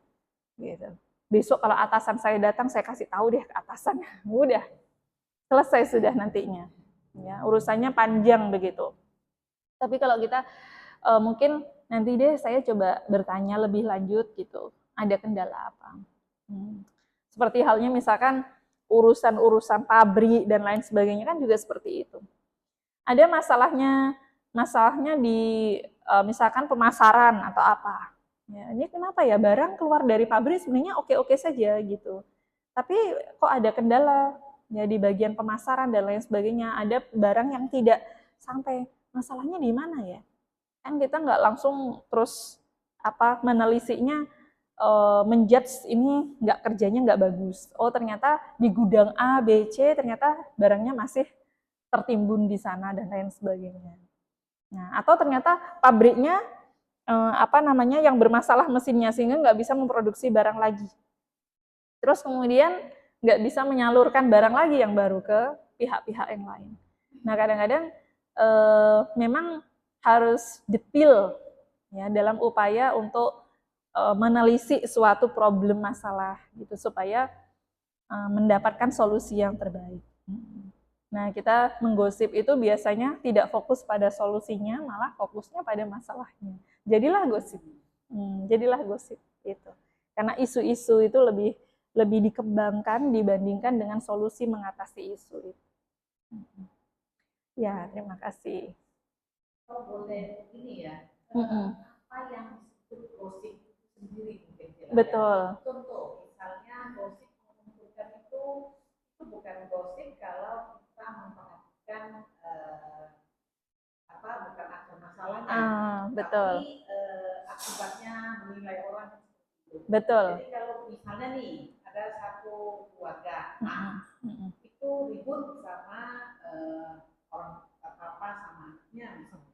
Nah jadi kalau anaknya itu dengan kasar misalnya memarahi orang tuanya, terus keluar berita temannya masih tahu, si anak itu marahi papanya kurang ajar banget. Nah jadi kalau apakah itu positif sejauh menurut ini pandangan saya fakta gitu ya, fakta bahwa gitu ya anaknya ini kalau itu marah ya. Nah menurut saya titik sampai di sana karena kalau kita menambah itu tadi apakah membuat penderitaan, bermanfaat, betul, menyakitkan. Nah kalau kita tidak komen lebih jauh sekedar fakta, menurut saya itu bukan gosip kali ya. Betul. Hanya menyampaikan sebuah realita. Tujuannya mungkin kita berfokus pada tujuannya. Misalkan pada saat saya menyatakan bahwa orang ini punya kelemahannya mungkin dia pemarah gitu ya, maka kita harus hati-hati juga ketika berbicara mengenai perihal mama papanya atau perihal apanya gitu. Betul? Itu bukan gosip gitu ya. Bukan. Jadi saya suka juga begitu kalau teman saya bilang kalau kita ngobrol kan, menurut saya bukan gosip ya ini. Supaya punya pembelaan diri bahwa apakah pembelaan diri saya ini benar. Betul. Jadi sejauh kita tahu faktanya, titik, tidak memperpanjang masalahnya, tidak menambah. Oh iya, mungkin memang begini, memang begitu, orangnya memang begini. Ya sama si aslinya. Nah itu memperparah itu. Betul. Betul. Penderitaan, menyakitkan gitu betul. Ya. Betul. Jadi gosip menyatakan fakta itu bukan gosip. Betul. Dan lebih baiknya juga itu harus tahu tempat dan waktunya juga penting. Seperti kasus gini, dulu Bante Panyawaro itu pernah membuat perumpamaan. Sebenarnya ada seorang pencuri di dalam rumah, gitu. Dan tahu persis bahwa itu sebenarnya adalah pencuri. Tapi pemilik rumah itu nggak tahu. Dia hanya taunya ya dia tamu datang. Sementara ada orang yang tahu bahwa orang itu sebenarnya adalah pencuri. Gitu. Bagaimana caranya supaya tidak membuat marah keduanya? Ya, cukup ya si orang yang tahu ini memberitahukan kepada pihak si pemilik rumah. Orang ini punya kebiasaan sedemikian itu, tapi mungkin dia sudah berubah. Ya, mungkin dia sudah berubah. Mungkin dia sekarang tidak lagi mencuri, tetapi Anda tetap harus waspada. Nah, tetap harus waspada. Dalam artian tetap harus waspada ini tidak didasari dengan niat buruk. Tapi niat supaya si tuan rumah ini waspada loh dengan adanya orang ini. Orang ini dulunya pernah punya latar belakang seperti ini. Nah, jadi kewaspadaan dari si pihak pemilik rumah ini bukan sesuatu yang buruk. Ya, supaya pihak yang mau berbuat buruk tidak dapat kesempatan dan pihak si pemilik rumah ya punya kewaspadaan. Nah, itu sama-sama bermanfaat. Begitu. Jadi seperti perumpamaan pencuri tadi, kadang kita tahu sebenarnya keburukan orang lain. dan tidak sampai hati loh mau menyampaikan kepada pihak lain itu. Walaupun kita tahu ya orang buruk itu bisa aja berubah. Jangankan orang yang buruknya itu belum katam gitu ya istilahnya ya. Ada orang yang sudah sangat buruk saja itu bisa berubah menjadi baik. Apalagi orang yang baru kita kenal sekilas, keburukannya itu mungkin karena didorong oleh sesuatu. Mungkin juga karena dia tidak mendapatkan didikan yang baik dari orang tuanya. Jadi dia adalah korban dari didikan orang tuanya yang seperti itu sehingga menghasilkan perilaku anak seperti ini sekarang. Dan kita patut punya meta kepada orang seperti itu dalam artian semoga dia saat ini bisa berkembang lebih baik, mengurangi hal-hal buruk di dalam dirinya, sehingga tidak melakukan keburukan lagi kepada orang tuanya, gitu. Karena Iya. kita berpikir apakah seperti Bante Pajawali tadi mengatakan dengan halus bahwa itu begini sebelumnya. Tapi kadang-kadang membuat hati saya selama ini kok saya seperti itu, tapi saya tidak menjudge ya gitu ya. Iya. Jauh ini ya kita hati-hati. Betul. Kadang suka saya kasih tahu, tapi hati ini lega hari ini mendapatkan jawaban itu. Termasuk gosip tadi kalau kita tidak memperpanjang, tidak memberikan penderitaan, tidak membawa manfaat itu mestinya bukan gosip ya. Betul. Ya, hal ini juga harus kita terapkan. Betul. Ini membuat lega. Jadi tetap mengarah pada tujuan kita mengucapkan hal itu untuk apa gitu. Mengucapkan keburukan orang lain, ya tidak selalu itu punya tujuan buruk. Tujuannya adalah mungkin membuat kita supaya waspada saja, agar tidak menerima keburukan dari orang itu dan orang yang buruk itu tidak melakukan keburukan pada kita. Itu paling sederhananya. Ya, yang penting tidak punya tujuan-tujuan lain. Saya menyampaikan keburukannya dia supaya dia itu dijudge menjadi buruk dan dia dihindari oleh banyak orang, tidak punya teman dan lain-lain. Nah, itu sudah berbeda dengan niat buruk dengan tujuan baik itu berbeda. Nah, semua itu. Iya, bisa dipahami ya semuanya ya, Ibu Bapak ya. Ada lagi yang mau bertanya? Silahkan. Ya. Oh, mau bertanya ya? Itu yang di belakang. Oh ya. Namanya siapa, Bapak? Ya? Angga, baik. Iya. Dalam kehidupan sehari-hari, kita sering kali merasa sangat lelah dan stres karena tekanan pekerjaan. Saat kondisi lelah seperti itu, kesadaran hati kita biasanya menurun, sehingga kita rentan melakukan kesalahan dalam ucapan maupun tindakan. Bagaimana tips praktis bagi kita para pekerja untuk melatih agar sifat diri berbuat salah dan utama takut akan akibatnya tetap kuat dan terjaga di dalam hati bahkan saat tubuh dan pikiran sedang sangat lelah. Oke. Baik. Ini sebenarnya ada dua pertanyaan yang harus diperhatikan ya. Yang pertama adalah bagaimana mengatasi tubuh yang lelah dan bagaimana pikiran yang lelah. Sederhananya itu. Tapi saya menangkap. Nah, kalau urusan pekerjaan sebenarnya ya memang itu urusan dua hal ya. Ada lelah karena fisik dan ada lelah secara mental. Saya sebutkan secara mental itu ya pikiran ya. Kalau lelah secara fisik berarti kita memang butuh istirahat. Istirahat itu ada berbagai macam cara sebenarnya. Istirahat tidak harus tidur, walaupun tidur adalah salah satu cara beristirahat. Ya bisa saja dengan relax, ya bisa saja mungkin kalau penat duduk kita jalan santai itu juga beristirahat sebenarnya. Nah, jadi mengistirahatkan fisik itu penting karena memang fisik punya kebutuhan untuk diistirahatkan, gitu. Nah, lalu bagaimana sila kalau kita itu istilahnya sudah sangat dikejar-kejar oleh deadline kerjaan gitu. Hari ini harus selesai apa dan lain sebagainya. Memang pada realitasnya bisa mengalami situasi yang sedemikian itu. Tapi sebenarnya kita itu harus punya prinsip mengerjakan sesuatu yang prioritas dulu, gitu. pekerjaan itu kan kadang-kadang kalau bisa kita pilah-pilah apa sih pekerjaan yang mestinya didahulukan untuk dikerjakan. Jangankan kita bicara tentang pekerjaan di kantor, pekerjaan di rumah saja. Pekerjaan di rumah itu kan ada pekerjaan yang bisa harus urgent kita lakukan sekarang. Ada yang memang pekerjaan yang nanti saya kerjakan di siang hari bisa, atau 1 jam lagi saya kerjakan bisa, atau setengah jam lagi saya kerjakan bisa. Nah, yang urgent ini ya harus kita prioritaskan. Nah, pertama supaya kita itu tidak menjadi orang yang stres dengan pekerjaan kita, jangan mudah menunda pekerjaan itu untuk diselesaikan. Begitu. Kita kalau bekerja pasti tahu hari ini kita mau ngerjain apa sih, gitu. Ada berapa jenis pekerjaan yang harus saya selesaikan. Biasanya begitu. Pagi hari misalkan. Ya. Kalau saya pribadi itu ada beberapa deadline, biasanya hari ini mau ngerjakan apa ya. Dalam 1 minggu misalkan apa pekerjaan yang harus saya kerjakan. 1 minggu ini saya potong lagi yang hari ini mau ngerjakan apa. Misalkan hari ini ada 5 poin. Mana yang bisa harusnya didahulukan. Begitu. Kalau sudah ada 1 hal selesai, checklist sudah selesai. 2, 3 selesai. Ini yang urgensi. Ini yang tidak. Kalau yang belum selesai bagaimana Sila? Ya memang belum selesai. Yang belum selesai ini kira-kira kita juga punya deadline kapan?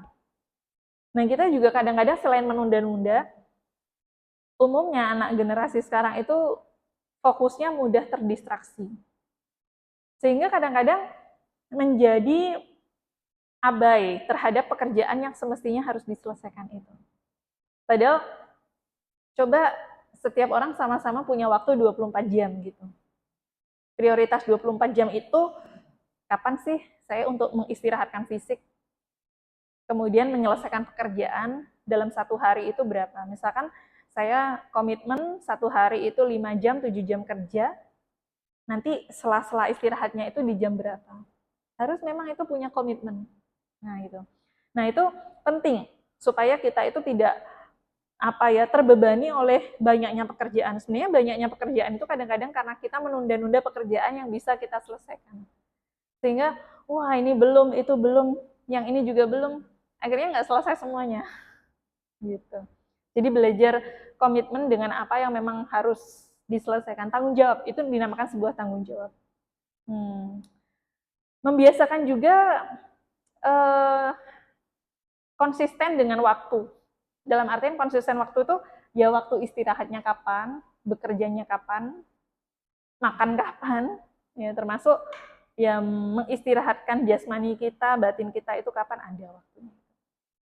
Nah kalau kita nggak ada waktu pasti akan seperti dikejar-kejar deadline terus, dan itu bikin kita stres sendiri nantinya. Ya jadi memang prioritas waktu penting, ya. Kemudian komitmen terhadap pekerjaan yang kita jalani itu juga penting, dan yang utama adalah jangan mudah menunda-nunda sesuatu.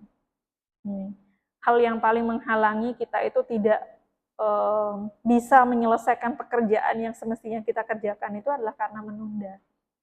Itu kalau di dalam konsep Dhamma itu ya tinamida sebenarnya. Lamban. Ya, dalam hal lamban itu bukan kerjanya seperti siput ya, tidak. Tidak. Tapi lamban dalam memilah mana yang ini penting, ini yang tidak. Akhirnya dia nggak bisa, seolah-olah ya saya harus kerja ini terus gitu. Padahal itu bukan sesuatu yang urgensi, harus diselesaikan saat itu. Gitu. Jadi itu prioritas terhadap pekerjaan juga penting, supaya kita bisa menyelesaikan. Nah, banyaknya pekerjaan, terbenturnya waktu, belum lagi urusan-urusan berasosiasi dengan manusianya. Nah, itu yang kadang-kadang membuat ribet diri kita. Kalau badan capek, tinggal tidur, selesai. Tapi kalau pikiran yang capek, apalagi nggak belajar melepas, ya sudah. Itu nanti di kantor di bawah, di rumah di bawah, di wihara di bawah. Ujung-ujungnya panadol gitu ya, pusing, kepala pusing gitu. Padahal pusingnya bukan masalah sakit kepalanya gitu. Tapi karena ya udah ini belum beres, di sana beres, pusing saya ini belum selesai semuanya. Ya. Memang harus komitmen sih. Sebenarnya Semua pekerjaan itu ya sedemikian itu. Mau jadi pekerjaan di rumah, di kantor, di sekolah, anak kuliahan, ya menghadapi situasi. Kalau misalnya bekerja, saya suka kasih tahu pegawai saya. Jika dikasih tahu masing, udah kamu tekun, kamu ini waktu sangat baik terbagi, tetap tidak ke handle, lapor ke bos. Nah, Saya tapi lapor staff saya, iya. akan saya bantu atau saya tambah staff baru, sehingga Anda, tapi dengan catatan Anda sudah berusaha dengan baik. Betul. Tapi kalau saya pribadi misalnya udah jadi nggak ada ini mau bagaimana, saya usahakan terbaik, tidak distraksi, tetap aja banyak pikiran, anijak ujungnya. Itu cara saya supaya nggak selalu makan panadol. Iya. Jadi ya sudah. Jadi kalau memang nggak bisa, ya mau bagaimana lagi? Iya. Melepas. Endingnya letting go, udah melepas aja. Ini kalau ketemu bos baik begitu, sering-sering aja lapor sama bos baik ya. Karena gitu. Dia stres, ujungnya nggak beres, yang rugi juga bos. Betul. Saya sudah kasih tahu, kalau kamu susah, saya nggak mau tahu, kamu senang, artinya kan saya juga dapat efeknya. Betul. Jadikan uang buat saya. Betul. Tapi kalau kamu stres, berarti uang saya juga berkurang, nggak baik.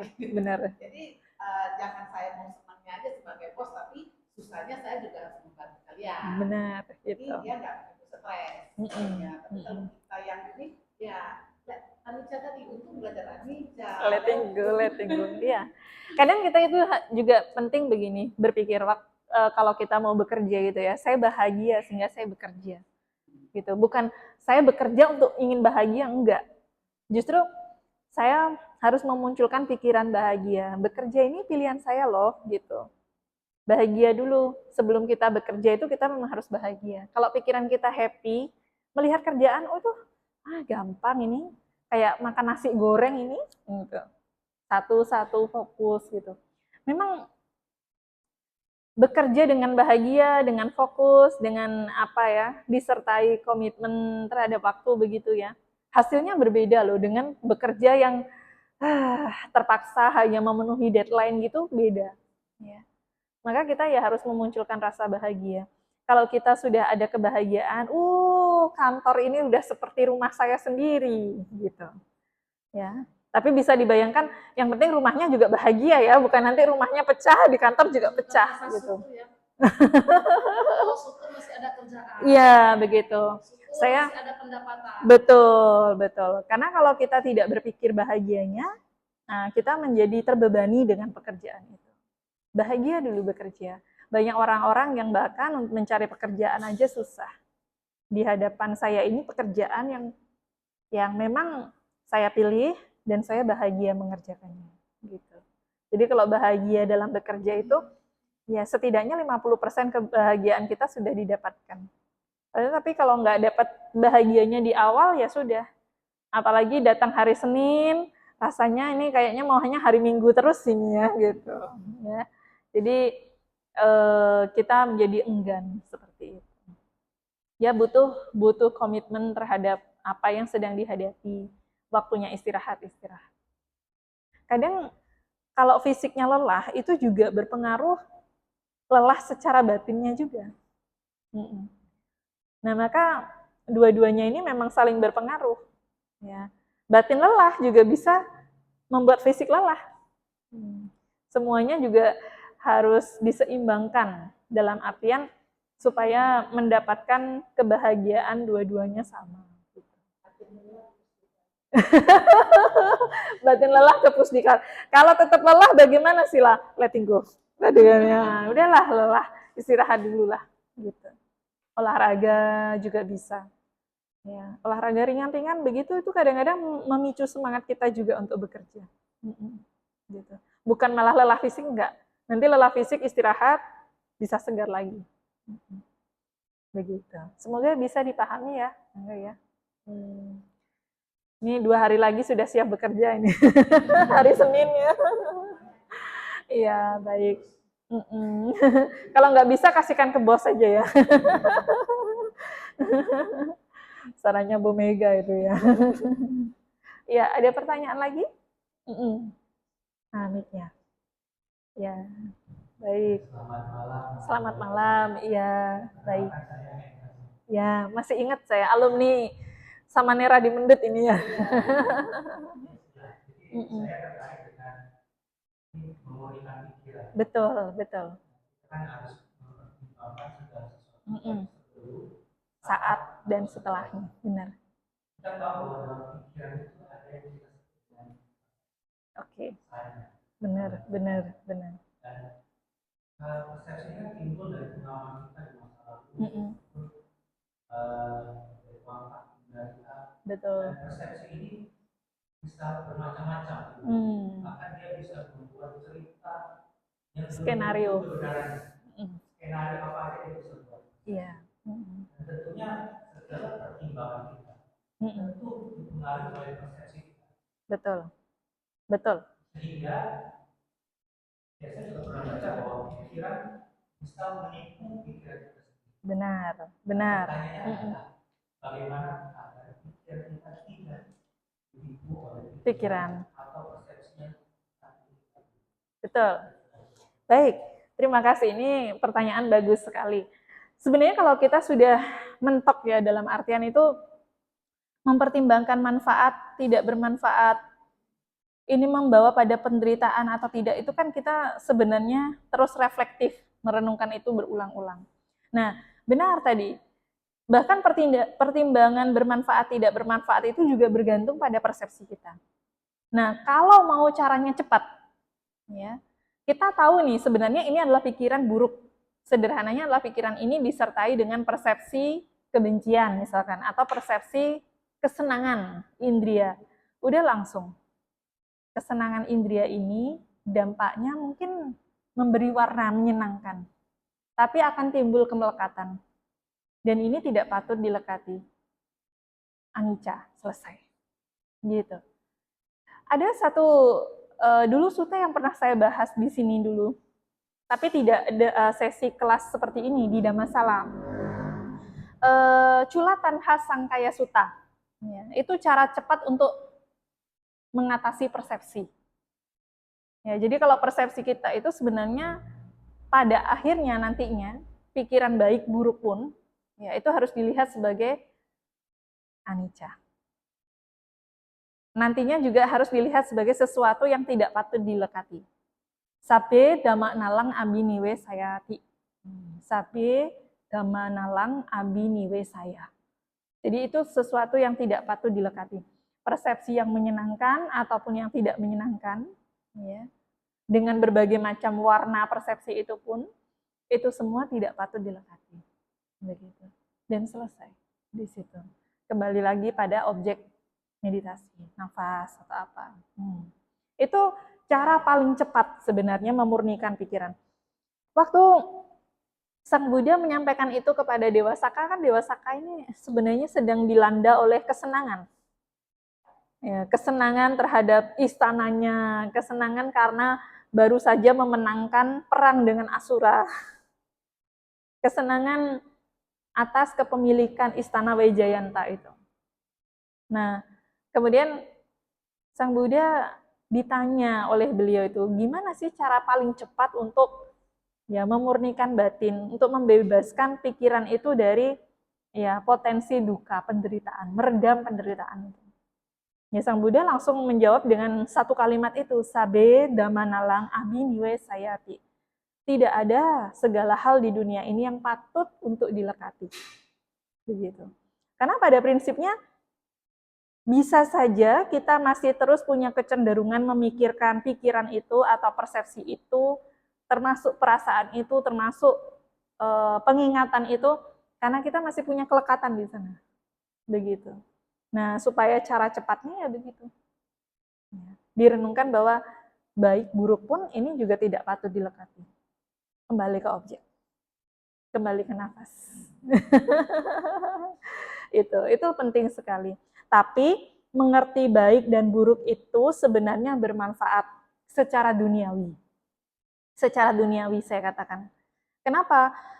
Kalau kita mengerti apa hal-hal yang baik, hal-hal yang bermanfaat, misalkan ya, hal-hal yang membawa pada padamnya penderitaan. Dalam menjalani kehidupan duniawi itu, kita menjadi tidak tertarik dengan keburukan. Dalam artian, kita tahu persis bahwa keburukan itu menghasilkan penderitaan loh. Tidak ada keburukan yang di dunia ini dikatakan itu membawa pada potensi redamnya penderitaan, itu tidak ada. Ada sila, apa? Mencuri, kan saya dapat uang banyak, kan saya bahagia. Sementara, ya, nanti ketika perbuatan itu sudah diketahui, penderitaan yang lebih panjang lagi akan dialami, dirasakan. Menjadi tidak dipercaya oleh banyak orang, menjadi dijauhi oleh orang. Sanak keluarganya mengalami penderitaan, belum terkena hukuman dari akibat penderitaan itu di kehidupan sekarang. Belum nanti di kehidupan-kehidupan yang akan datang seperti apa. Begitu. Jadi memang konsep yang disebut sebagai membawa penderitaan itu apa sih sila sebenarnya? Penderitaan ini ya termasuk penderitaan secara fisik dan penderitaan batiniah. Gitu. Misalkan kita begini, hal yang paling umum ditanyakan oleh orang-orang itu begini, sila kan yang penting nggak membunuh, jadi menyakiti boleh dong, gitu. Ya nggak boleh juga, gitu. Ya kita itu kan yang penting nggak membunuh sila. Nangkep apa gitu, belalang buat mainan gitu. Kan yang penting nggak bunuh sila.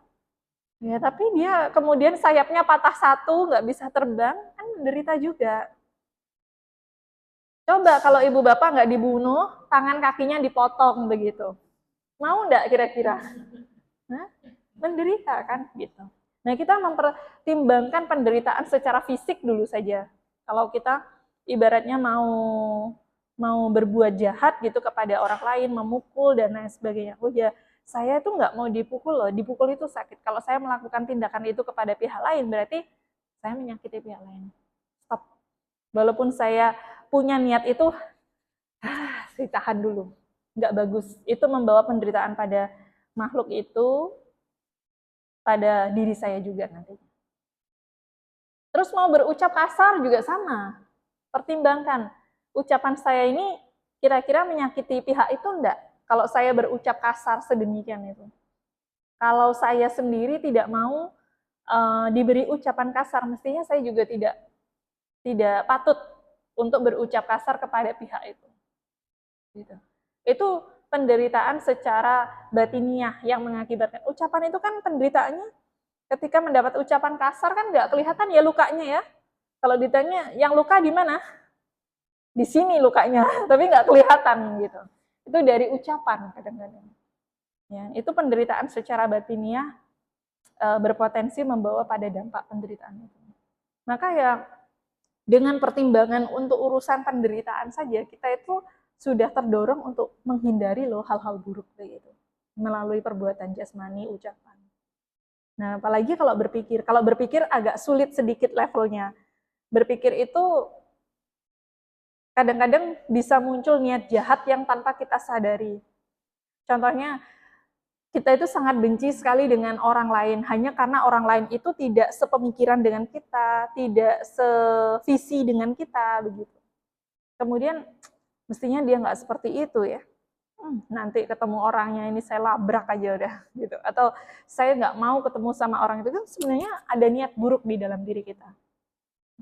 Supaya dia tahu bahwa saya tidak senang dengan dia dan lain sebagainya.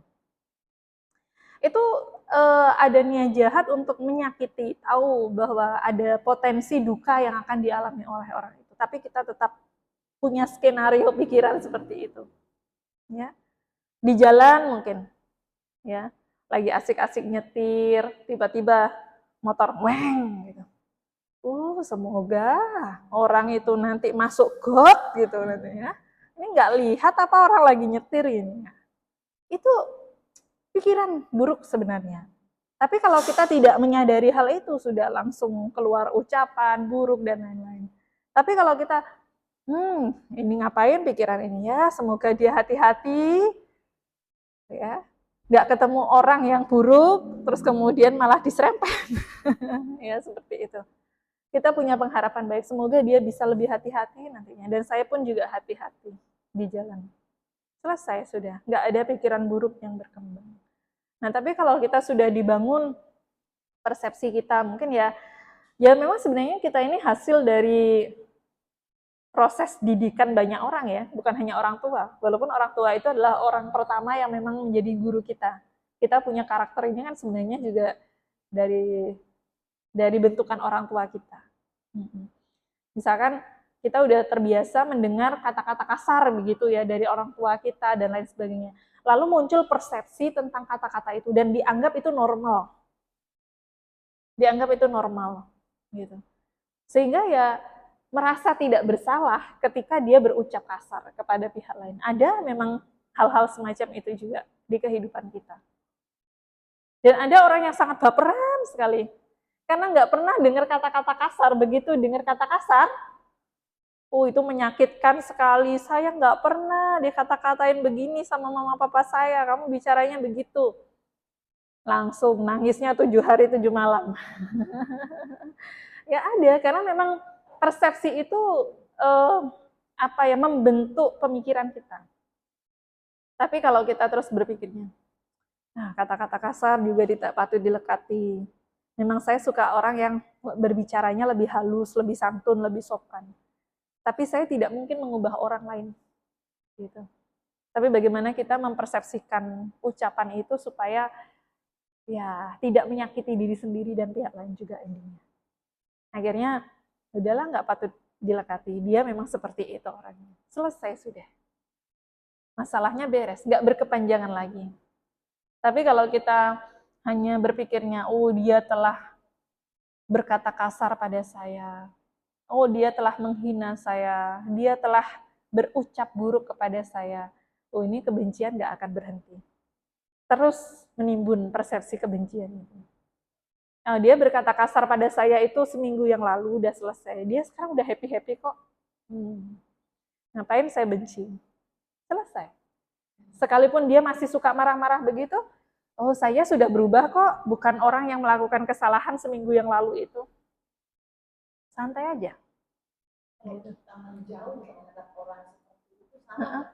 Menjauh ya. Ada 2 potensi menjauh itu. Kalau tidak ketemu orang begitu, ketemu lagi orang yang sama dengan orang yang berbeda. Karakter yang sama dengan orang yang berbeda. Tapi tidak apa-apa.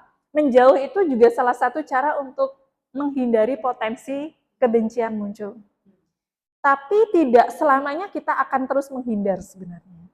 Itulah kenapa Sang Buddha memberikan beberapa plot ya istilahnya itu cara untuk mengatasi ketidaksenangan atau pikiran yang tidak baik itu salah satunya juga merenungkan tentang karma, terus punya metta, cinta kasih, terus juga melihat itu sebagai anicca, melihat itu sebagai sesuatu yang tidak patut dilekati, dan endingnya ya menghindar tadi. Ya sudah, kita tidak membenci, kita anicca, ya udah supaya nggak kedua kali disakiti. Menghindar, iya. Itu nggak salah kan? Tidak salah. Itu kan kayak pasangan suami istri memilih untuk cerai. Walaupun itu adalah pilihan terakhir sebenarnya. Pilihan terakhir. Cerai itu kalau di dalam agama Buddha apakah salah? Tidak. Karena daripada terus-menerus menimbun karma buruk, ya kita pisah aja.